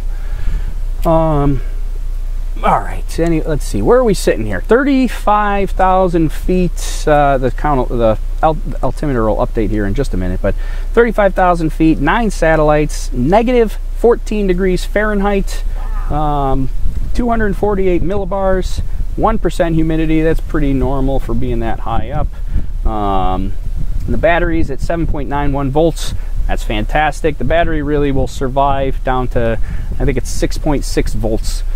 So we got plenty of battery left to go on the main flight computer. So let's see. In general, to push it higher, you need bigger balloon and less helium in it to let it stretch. Yes, my arrow moved. That is correct. Yeah, you would want a bigger balloon and you want less helium because that means there's less pressure on the balloon pushing it outward. So there's a balance there. But yeah, generally increasing the balloon lets it stretch more, but also decreasing the helium means there's less pressure on it. So you can do either depending on where you want to hit and how big your payload is. Our payload is a little bit on the bigger end of things. It's like 3.5 pounds. I forget what the actual gram measurement is, but it's about 3.5 pounds is what our payload is, and that's because there's 3 flight computers and 3 cameras on board, plus the Space Lobster. So let's see. Tech Gray said, how do you calculate the descent rate? Well, we don't necessarily calculate that ahead of time. I know what the performance metrics are for the parachute based on the parachute has a coefficient of drag and is rated for a certain weight. So based on the weight of the payload that it's holding, that's suspended below it, I know what the descent rate will be at landing, basically, or at sea level, basically. So the higher up you go above sea level, the less that performance gets. So our elevation is only like 150 meters, so we're not really that much higher than sea level here. But yeah, I know what the descent rate is when it lands, which is the important part because that's where it's going to actually touch something, and when it hits the ground, you want to make sure it's coming down in a relatively safe speed. But we don't calculate the descent rate ahead of time for when it's falling at altitude, but the onboard computer will record that. So I know when I mentioned the 130 mile per hour speed before, that's from one of our recordings on our previous flights. So the onboard computer, it broadcasts only a couple of measurements that it's taking, but it has like I don't know, there's got to be close to 50 different things that it's measuring during the flight, and it's only broadcasting 5 of them. So there's a whole host of other things that it's measuring, like the ascent rate, the descent rate. So a lot of things getting measured with the onboard computer that we can't see until after we recover it. Jason said it's going to be interesting to see the Space Lobster at 100 miles per hour. Yeah, it's always exciting and a little bit nerve-wracking. Well, it won't be nerve-wracking after the fact, but it's nerve-wracking thinking about it now, because that's the point where the Space Lobster, you get balloon burst, which is pretty violent. I think he'll survive that. But on the way down, that thing's going to be shaking and rattling and spinning, and makes for terrible video quality, but it is a rough ride for the Space Lobster during descent. That's the roughest part of the flight, is the descent, and so that's the part where you got to hope that the Space Lobster can hold on tight, and he's got his claw wrapped around that support post, and hopefully he stays attached to the support post, and hopefully the support post stays attached to the payload. Those are the big things that we want to see today. So somebody asked earlier, what is the balloon weight you're using today? Is it 1,500 grams? Yes, that's the balloon weight, or the balloon size. It's really the balloon weight, but we kind of refer to that as the balloon size. But yeah, it's a 1,500 gram balloon, which is the largest balloon that we can fly currently. There are larger balloons. There's 2,000 grams, 3,000 grams, and then there's like the huge balloons that like NASA uses. Those are made of different material. Those aren't latex, but they have bigger balloons. 1,500 is the biggest that we can currently fly, mostly because of the neck size. So the neck size, confusing trying to say those two things, but the next size up is a 2,000 gram balloon, and the neck size, or the neck diameter of that, increases. And our inflator is not meant for the bigger one. We could probably make it work, but we just haven't tried it to date. So realistically, we need just an inflator that's got a bigger nozzle on the end of it, so we can accommodate. So basically, we can interchange them. The smaller balloons, we can put the smaller nozzle on, and the bigger balloons, we can use the bigger nozzle. We don't have that right now. We just have the smaller nozzle. So 1,500 grams is the largest we can do, and that usually gets us to about 110,000 feet. So make Homer something says, I love this. Thanks, Homer. Appreciate it. Let me see. Let me get some Periscope comments up. I missed some of those. 28 grams per ounce. I don't know what that means. 28 grams per ounce. Is that a conversion? Because I don't know that off the top of my head. Let's see. Is our landing predictor still working? We should be getting automatic tweets if our landing predictor is still working. It does look like it. The next automatic tweet shouldn't happen until after 50,000 feet. So we're still good there. The ascent rate that I'm seeing now, the average ascent rate is 5.1 meters per second, which is a little bit faster than we were planning for. So the ascent rate is a little on the faster side. For average, we were going for 4.75 meters per second. It looks like we're averaging about 5.1 meters per second right now, since I started measuring. So a little faster than expected, but that's okay. We're still in good shape, and it is still following the general path, the general expected path here that we were hoping for. So I can let's see. Do I dare? The broadcast crashed when I tried to switch to this map earlier. Hopefully it doesn't crash. I'm going to try to switch maps. Let's see. Oh, it didn't crash. Let's see if this loads. And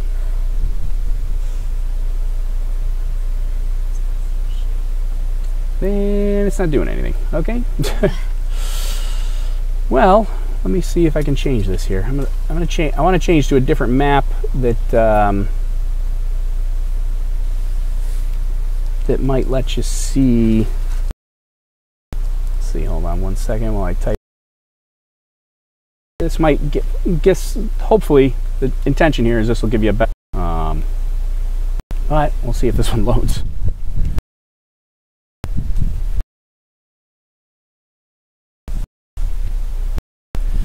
Oh, we're getting some buffering here. Gregoria says, fun things you can do while tracking. Download the KML file from the tracking website and open it in Google Earth. You can track the balloon in 3D. Yes, that is true. You can actually live track the balloon in 3D. Yeah, I don't know what's happening here. Apparently this map isn't going to work, so we'll go back to this one. We'll see if this loads. I'm having a terrible time with my internet connection here. There we go. Hopefully that stays up and running here now. That's the tough part about live streaming on the go here is you gotta deal with mobile bandwidth issues all the time. So hopefully we can stay online without too much of an issue. So 45,000 feet. We're almost halfway up. We're getting there. We're still expecting another hour to go here. So we got some time. So here's what I'm going to do here while this is running. I'm going to leave the map up for just a minute. I want to get some of these things picked up so I can get them in the car and get ready to jump in the car and get running. I'm going to leave the broadcast going here, and I'll come back. I'll switch it over to the general microphone so you can at least hear something. But I'm going to get a couple things packed up, like the helium tanks and stuff like that, so that we can get ready to go. Then I'll come back, we'll talk and chat a little bit more, but let's keep an eye on it. I'll keep it right here on this map while we're running, and I'll be back in just a few minutes. Oh, I just saw, so I'm seeing the average now ascent rate now is 4.8 meters per second. So we're actually getting pretty close to our intended ascent rate here. So we'll see how this turns out. All right, let me pack up a little bit. Give me about 5 or 10 minutes or so. This is your opportunity to go ahead to the lobby, get some popcorn, get your drinks. We're in it for the long haul here. We're going to see if the Space Lobster survives. So we still got another, what do we got? Another hour at least until balloon burst. Probably longer than like hour and 10 minutes. And then we got another 35 minutes of descent. So we got a bit of time here before we see the Space Lobster again. But he's up there. 47,000 feet was the last measurement. So we're going to stay tuned. And I'm going to be back in just a few minutes after I do some cleanup here.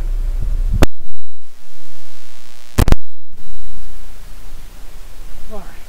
Yeah, go.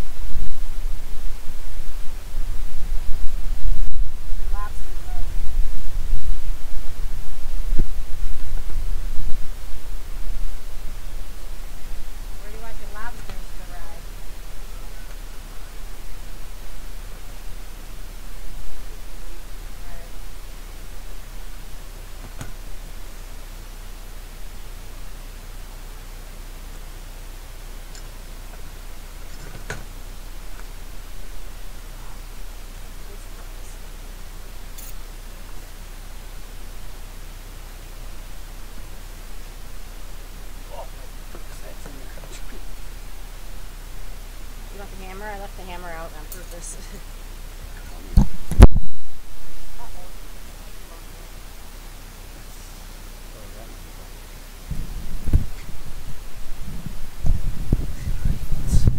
Too hot to Stick do. that up here.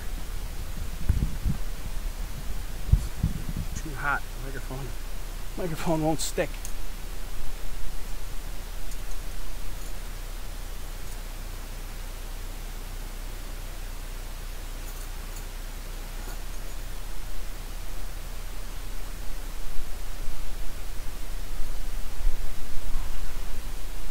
How are we doing? 51,000 feet. Let's see if our landing predictor's still running here.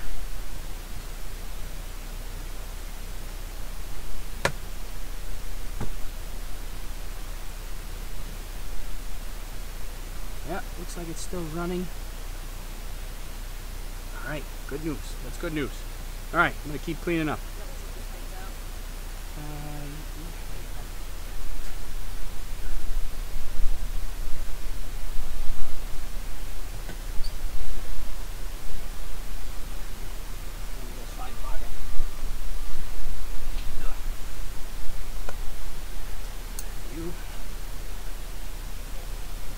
I don't think there's one. We have three steaks left. Alright, this is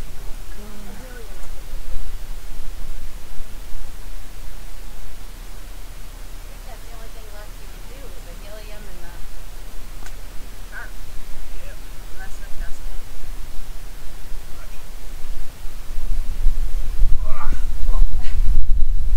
Trust it?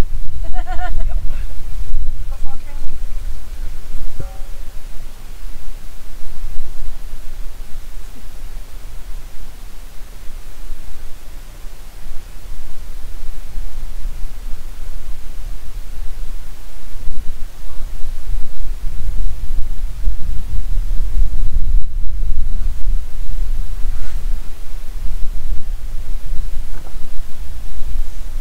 Blue box probably can go in, right?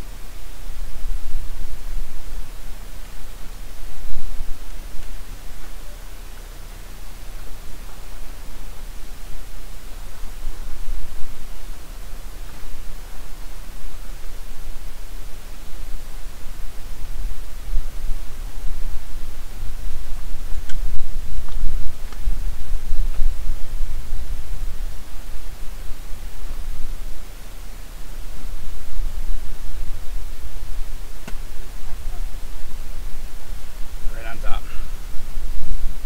Whew. Getting hot. Moving those helium tanks. There's a lot. Alright, let's see. What else can we put away here? Some stuff's got to stay out. So we can keep broadcasting.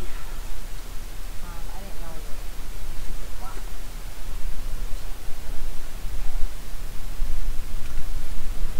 Stuff.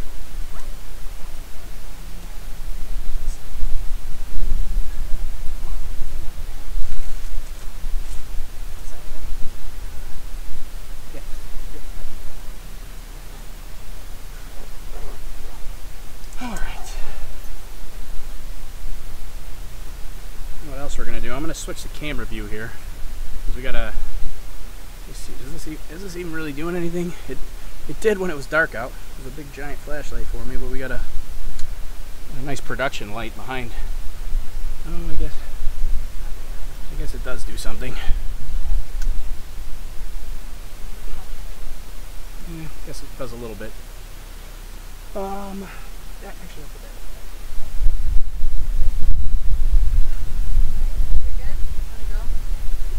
All right, sounds good. No problem, Tom. Prevent more feeling if you're doing off. Yeah. Alright, see ya. All right.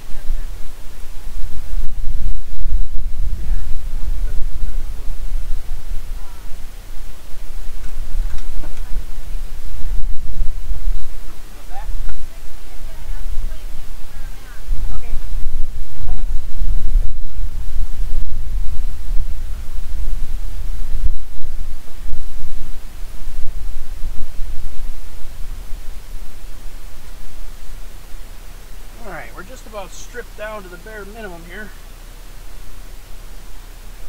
Pretty much all we can strip out. Might be able to get rid of this table. I don't know what I'm going to do with this. Like this, you know?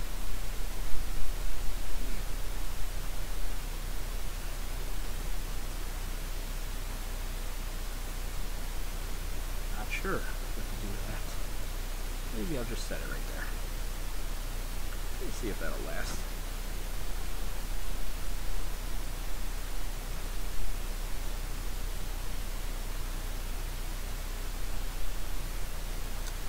Alright, so I'm going to come get this last table packed up, and I'll come back to you.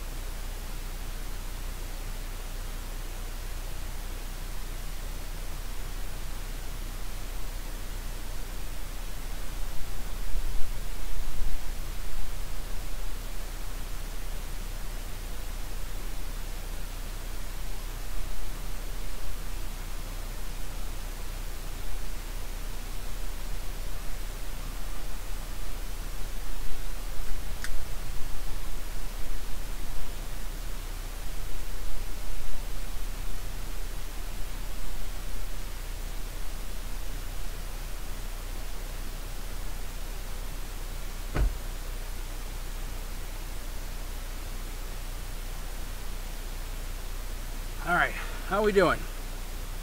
Almost 60,000 feet. Okay.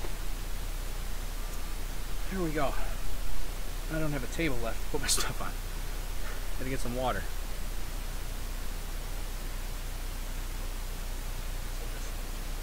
Set it on the ground and hook back up here. Alright, I'm back. I got most of the stuff hooked up. We'll take another break in a little while and I'll hook up, or I'll take down the tent that's above me, get that packed in, but we still got about an hour until burst, so I'll give it another 30 minutes before I take the tent down and stand out directly in the sun. So let me look back. Let's make sure our landing predictor is working okay. First, we should have a skew T. There we go, beauty.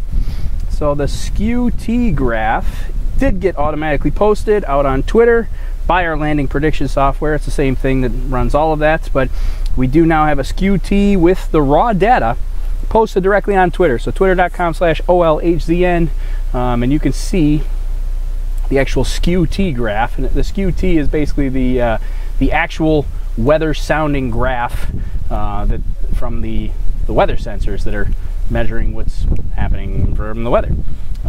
So yeah, head over to twitter.com/OLHZN and you'll see the skew T. There's also a link to the raw data file if you're super geeky like me. I love looking at that kind of stuff, so if you want to see the raw data, there's even a link to that as well. So that's a good sign, because that means it got automatically published and the landing prediction software is still operating normally at this time. Let me check out some of my other stuff here. Let's see, just a moment.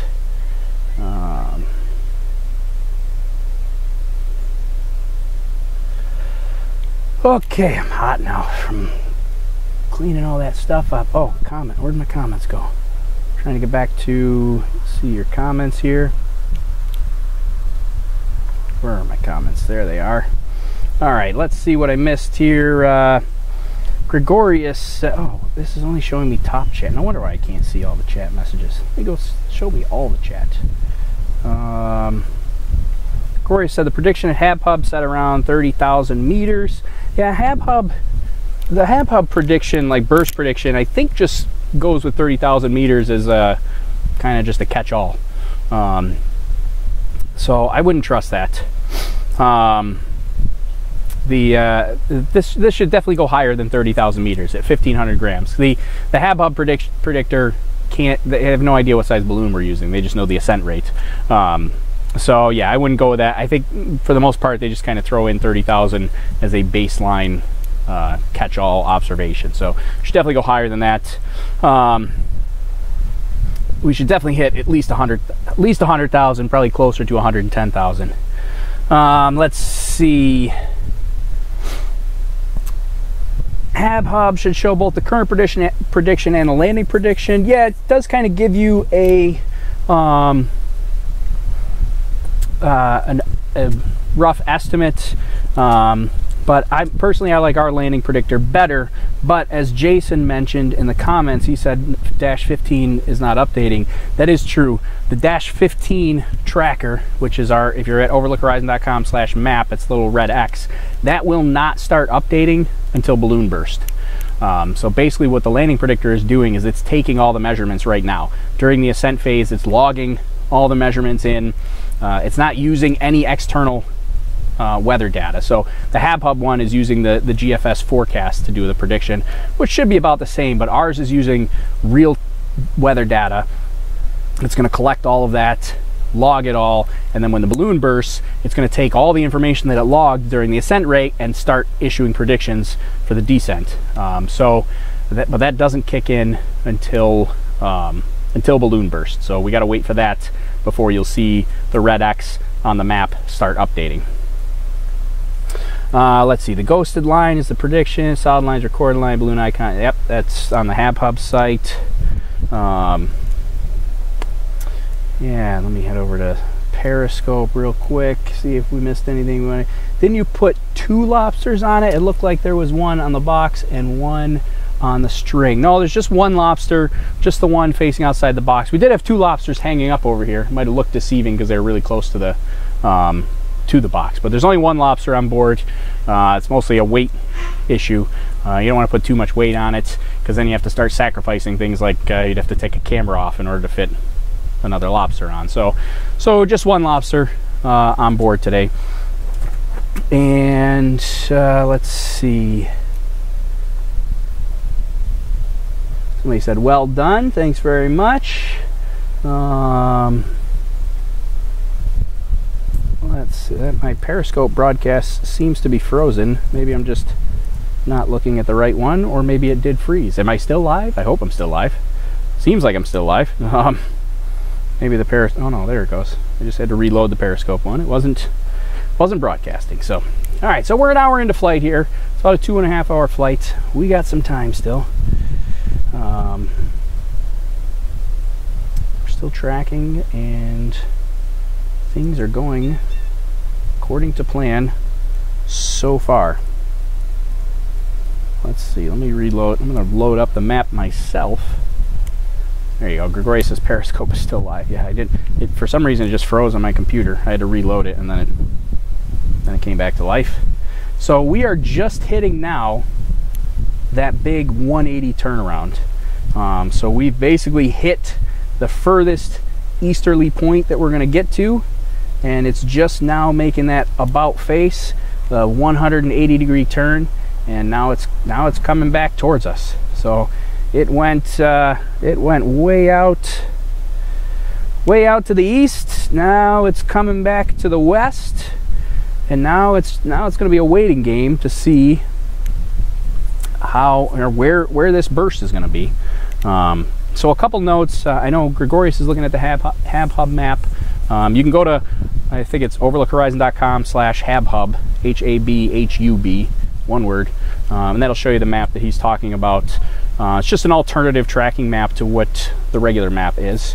But the things I don't like about the HabHub map, or there's 2 things. Is one, it does that $30,000 foot, or not 30,000 meters. I think I said feet the whole time I was talking about it last time, but it puts in a default of 30,000 meters for its maximum altitude, which this should definitely get higher than that. It's much higher. So I don't like that you can't customize that to adjust the prediction. And also the descent profile that HabHub uses is very, very gradual. It always, if you look at what the prediction is now and then you compare it to what the actual flight path is later, their landing or descent profile always is way drifted downrange, much slower than our actual payload comes down. So their track goes on forever. That's one of the reasons why we did our own landing predictor, is just because if we wanted to drive to get to the landing site, we were constantly chasing the HabHub landing prediction in the past, because it would always overshoot it by a long shot, and then as it got closer to the ground, it would gradually come into where the actual landing site was. But we wanted something that could just pinpoint, roughly where the landing was going to be right off the bat, so we could get there and then make minor adjustments. Especially today, it's not a big deal, but when we do some of the flights and you got to decide which side of the Finger Lakes to drive down, if you make a wrong decision there, it could take you an hour to go around to get to the other side of the Finger Lake. So yeah, we wanted to make sure we got a landing predictor that could at least get us in the general area a little faster than the HabHub one could. So there we are.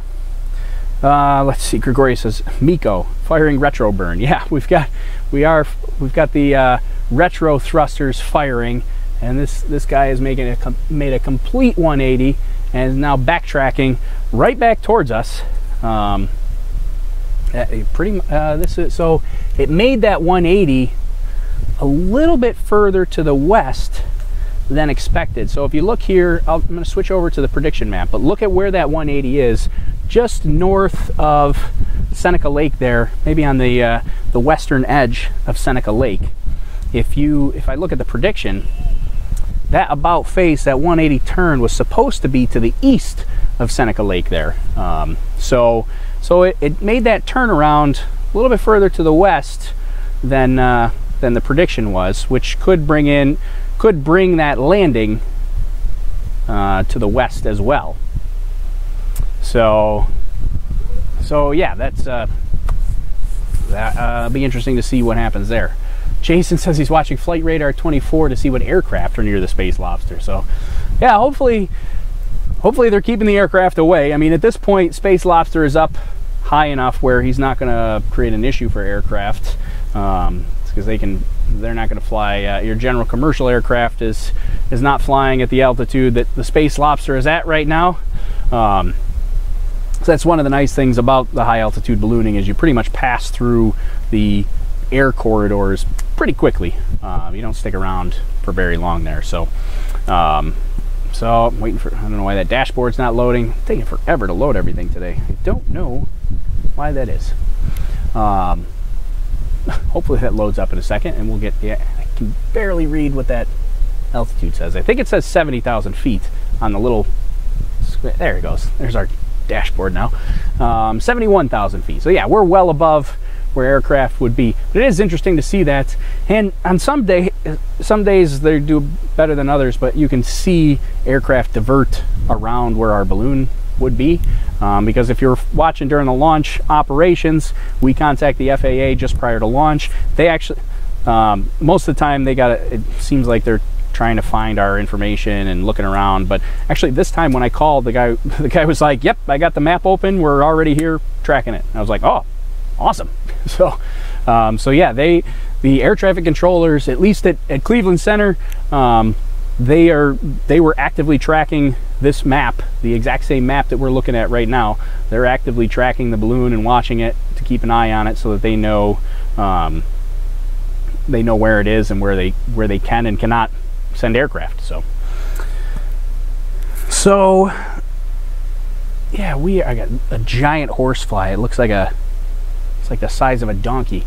The thing is huge, flying around me here.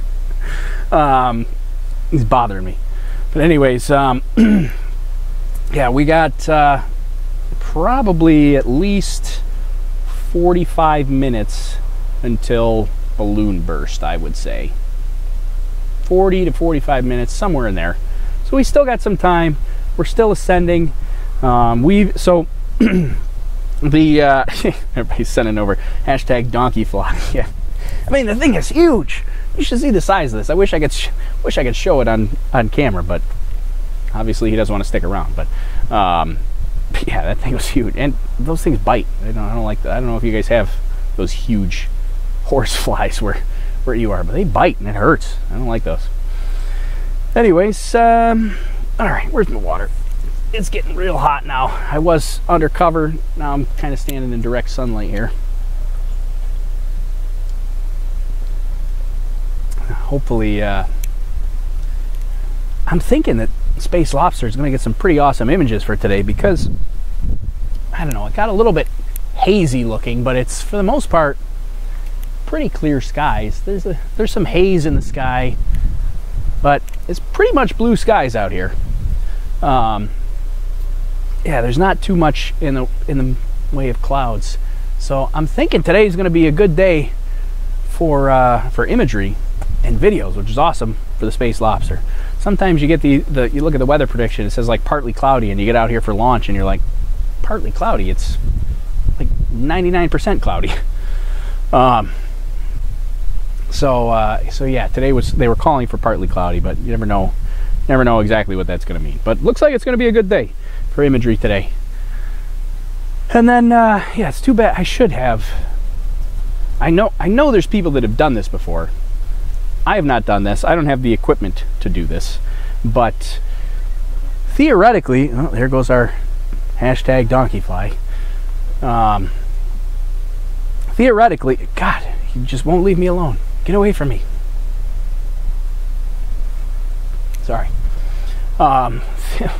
theoretically, you could have like a spotting scope or even a telescope for that matter. And I mean, you'd have to have something that's computerized so that you could finely tune it and control it. But with the balloon pretty much coming right directly back over the top of us, you could, with a spotting scope or a telescope, a computerized telescope of some sort, you could theoretically spot it as it flew overhead. And I've seen people actually watch the balloon burst through a telescope or a spotting scope of some sort. So I would love to do that someday, but I don't. That's a technical challenge that I have not really looked too much into. Oh man, get away from me! This fly is really irritating me. He's gonna put a damper on my broadcast here because he won't get away from me. If you see me just go bananas, you're gonna know why. Let's see. Wait a minute, I missed a couple comments here. Hashtag spacefly, like to catch him and send him up on the next flight. Yeah, but if I catch him, he's not going to survive long enough to get to the next flight. Let's see. Hashtag space cockroach may survive, but I don't think hashtag space fly would. Yeah, I don't know if you think a space cockroach would survive all the way up to altitude? I don't think it would. I think a space cockroach would perish. Sounds like a fun experiment, though. In the name of science, I mean, nothing. You don't want to have like animal abuse or space cockroach abuse, but in the name of science, I mean, we got to know the answer to these questions. Space TV says the stream is excellent now. Oh, thank goodness. Audio is great too. What mic are you using? That's a good question. What is this mic? This is a Sony. It's a Sony lapel mic, which I'm going to adjust here. Sorry. Yeah, it's a Sony lapel mic. I don't remember what it's called or what the brand is, or that is the brand. I don't know what the model is, but yeah, it's a Sony lapel mic. That's usually what I use. We've got a couple lapel mics and some shotgun mics, but I do really like the Sony lapel mic. It sounds really nice. I had gotten what was it called? It's a purple mic. I don't remember what it's called. Purple something. It's got purple in the name, but it's a good mic too. But I still like the Sony one better. Sometimes I use the purple one on the SpaceX live streams. So,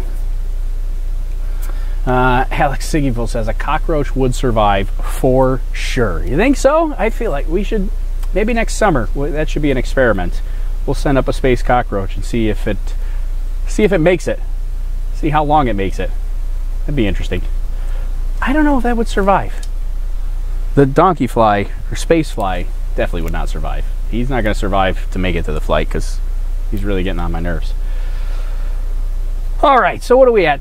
Almost 77,000 feet. We're getting there. At some point, let's see, at what point should I pack up the tent and stand in the direct sunlight? I don't know the answer to that.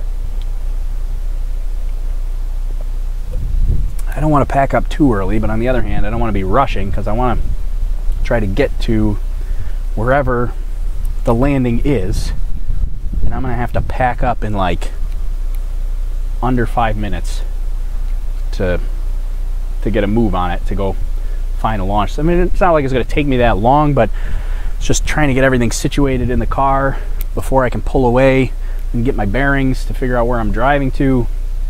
That's gonna be today's challenge. So now we're just kind of chilling, waiting for this balloon to burst. This is what we do. You need an umbrella. Yeah, an umbrella, that might work. That would be a little easier to pack up if we had an umbrella. But yeah, right now, we're just waiting on this balloon burst. 78,000 feet, we're climbing. What are our sensor readings? That's something of interest that we haven't talked about in a little while. Let's see what our sensor readings are showing here. Dipping to the south a little bit now. That's good. We don't want it to be too far north. Just got a new reading. Let's see what we got. Negative 16 degrees Fahrenheit. Pressure's at 29 millibars. Humidity 1%. Batteries at 7.62 volts. We got 9 satellites for reception. All looking good. The other one says Now this is kind of interesting. The micro payload has way more satellites, has 12 satellites. It says -10 degrees Fahrenheit, pressure's at 34 millibars, 0% humidity. The battery's at 2.69 volts. That's a the micro payload has smaller battery, so 2.69 volts is normal for the micro payload. I think that will last down to like 2.2 volts. So smaller range, but it doesn't really need much in terms of battery. That was kind of the whole point of the micro payload, is just have a little small package that doesn't need much and just does the bare bones minimum. So the bigger payload, the flight computer does all kinds of stuff. It's got the onboard SD card that's measuring, like I said earlier, like 50 different parameters, from ascent rate and descent rate and temperatures and humidity, and it's got the dew point logged in there, and pressure and timestamps, and it's also got stuff like it's logging every single transmission that it makes, radio transmission, when it makes a radio transmission, so all that kind of stuff, so that if something goes wrong after the fact, we can find out what it is, if we recover it, that is. So but the mic, and in addition to all that, it also has camera control. So it's got all the power converters, their step-up converters to get the batteries to the appropriate 5 volts that the camera needs. So in addition to all the flight logging and the SD card and the data and the sensors, it's also got a whole power management system for all 3 onboard cameras. So the main flight computer is doing a lot. The microcomputer is just a little tiny package on the outside. It's got temperature, pressure, humidity sensors, a GPS, and a radio transmitter. That's pretty much it. There's no SD card. There's nothing stored on board the micro payload. What you see is what you get for the micro payload. It's just what it broadcasts. There's nothing hidden there. Yeah, no SD card. What else? There's obviously no camera control, because it's not controlling any of the cameras. Yeah, I think that's all I can say about that. Somebody buy Tori a #Space Lobster umbrella. Yeah, that's what we need. We should have had a Space Lobster umbrella for today, or at least get a Space Lobster tent cover of some sort. Go with all the rest of the lobster themed stuff that we have here for today. So who's excited for the SpaceX launch tonight? Tonight, SpaceX is this is 1 o'clock in the morning Eastern time. What's that, like 5 o'clock UTC?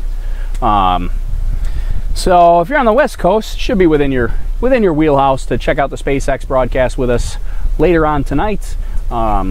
Yeah, I'm going to be broadcasting again, get myself a little power nap in there, and then we'll broadcast again tonight for the SpaceX broadcast that's happening. Kind of exciting. This is tonight's SpaceX launch. It's another Block 5 booster, but this is the first reused Block 5 booster. So this is the Bangabandhu booster, which is the first Block 5 booster ever flown, is flying again tonight. So this will be the first reflown Block 5 booster from the Bangabandhu flight. Jason says, "Are you going to get enough sleep?" I don't know. I hope so. I'm sure I'm going to be tired. Do a coffee nap? What's a coffee nap? Like nap and then wake up and drink coffee? Yeah, I think we'll get a little power nap in, and then we'll do another broadcast. It was an early morning today. Started around 3 o'clock in the morning to come here and get everything set up. It takes forever to set all the equipment and stuff up and get everything ready. But the intent is you get it all ready to go, so that way the count can tick down and tick away, and we can just launch it on time like we did today. We had a couple of hiccups with the broadcast crashing. That was super annoying. But we had enough buffer time to recover the broadcast and get it back up. The coffee nap, Gregory says the coffee naps, the drink coffee, then nap for 20 minutes is supposed to super energize you. Oh, I've never heard of this. I might have to try that. Give that a shot for tonight's SpaceX broadcast. All right, where are we? 84,000 feet. All right, I think I'm pretty much at the point where I want to take down this tent now. What's the hab hub predictor looking like? Yeah, see, it's still, I don't believe that HAB hub landing prediction. I think it's going to be further to the west than that, but I don't know, we'll see. But all right, we're gonna take a short break. I'm gonna leave the map up here, connect you to my general microphone, and then I'm gonna pack up the tent, and maybe, well, I'll take down my studio lighting here because I won't need that anymore. So I'm gonna pack this up, and then we can make a quick getaway here. So let's, yeah, that sounds like a plan. Let's get things packed up. 86,000 feet. So yeah, I think it's about time we get the tent packed up. Then I'll come back to you in a minute, and we'll broadcast a little bit longer, and then we'll have to book out of here to go find this guy. So yeah, give me just a few minutes to pack up the tent, and then I'll be back.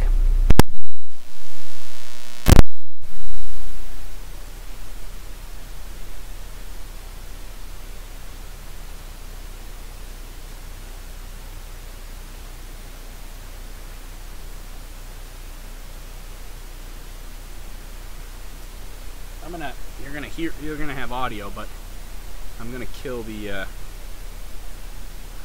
camera view for just a moment because I'm gonna actually move the camera. The camera's gonna go away, but I'll come back. I won't leave you.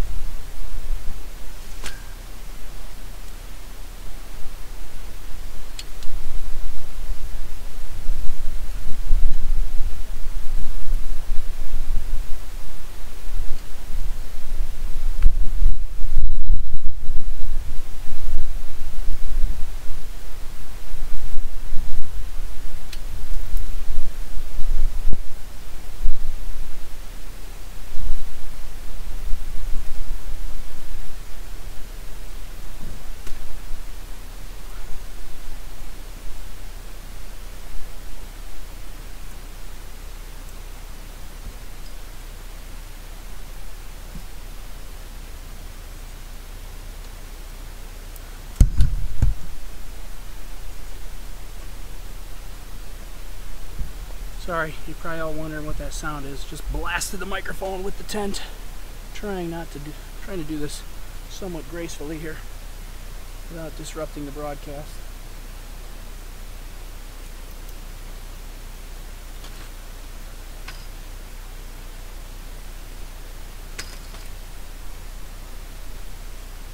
There. I think we're safe now.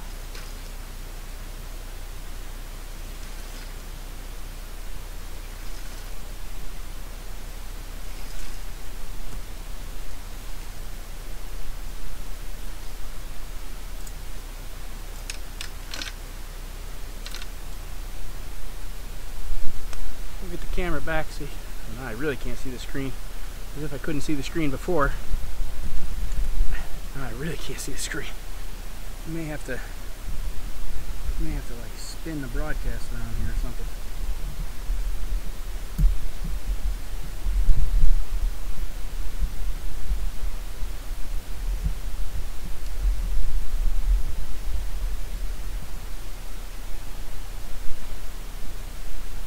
Alright, there we go, that's a little better. Now I can see what I'm clicking on.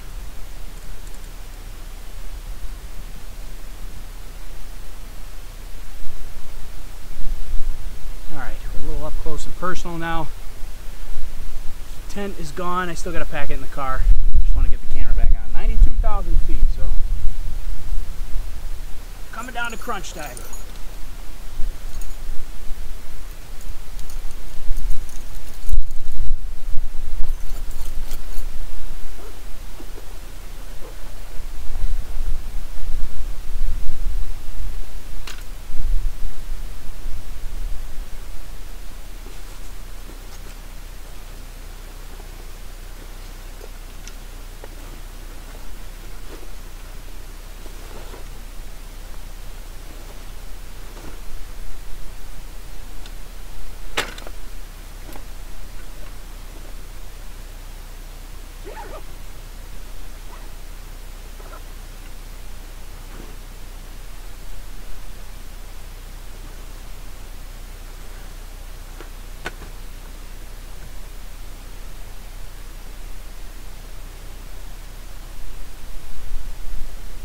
Alright, 92,000. I think I pretty much got. Oh, wait, I can put this away.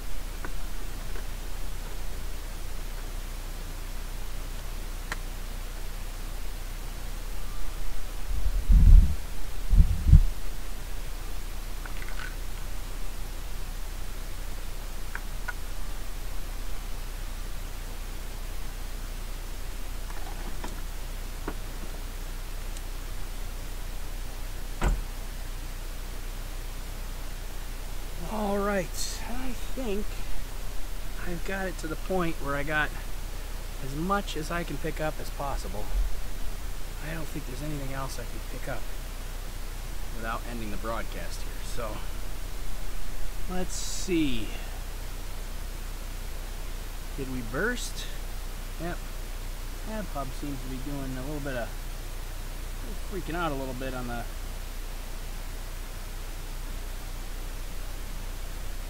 prediction here. Where's my mouse? It's really hard to see all my screens now without the shade. 95,000 feet. Yeah, so we haven't burst yet. We're still in good shape. Oh, here. Back to my regular microphone. All right, we're at bare bones here now. We're gonna have to end this here shortly, but we'll do some more streaming pretty much right away. Let's see. I don't know why. I used to be able to scroll back through all the YouTube chat pretty far. but apparently YouTube's not letting me scroll back very far anymore.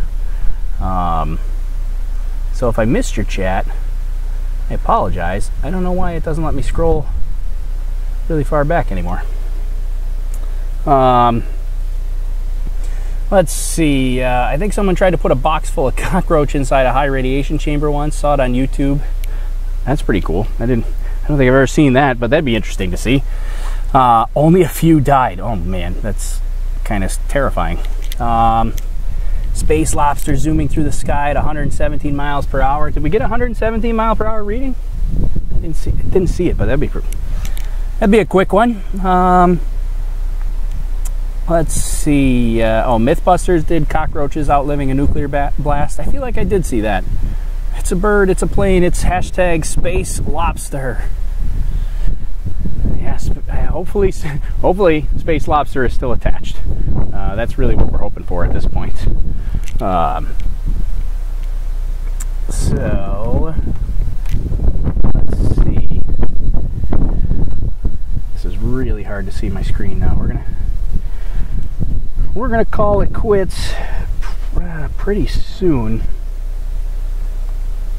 because I want to get situated and then try to figure out what I'm going to do for broadcasting for the recovery. I believe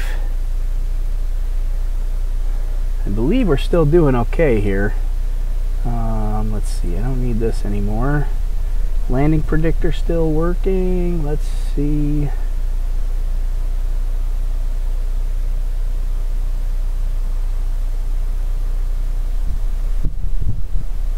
Yeah, looks pretty good. We should get another automatic tweet from the landing predictor when it breaks 100,000 feet. So that'll be a good sign that we're still going strong.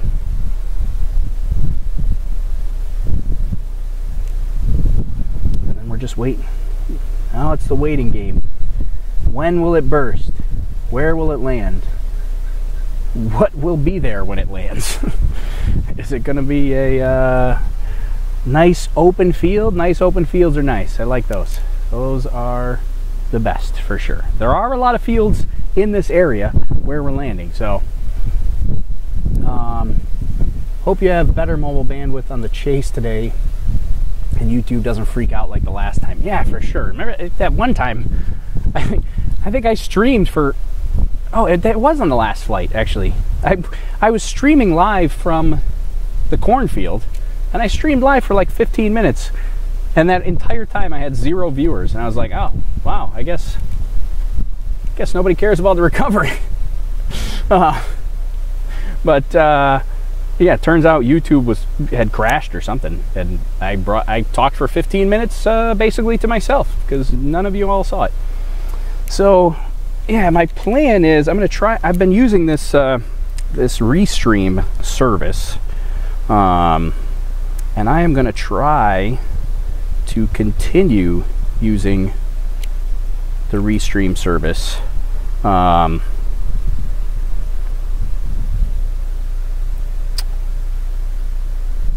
it is already set up. So I think we'll see how this works. I'm going to try an experimental streaming from my phone for recovery.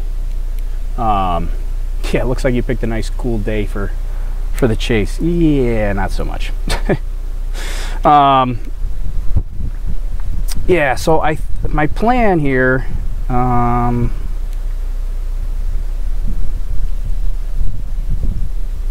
burst? Oh, wow. That is a super early burst. Did that really burst? It didn't even hit 100,000 feet? That doesn't seem right. But I'm getting directions now. Let me see where our landing predictor is putting it real quick, and then I'm going to end the broadcast in a hurry, and I'm going to get out of here because it does seem like it burst.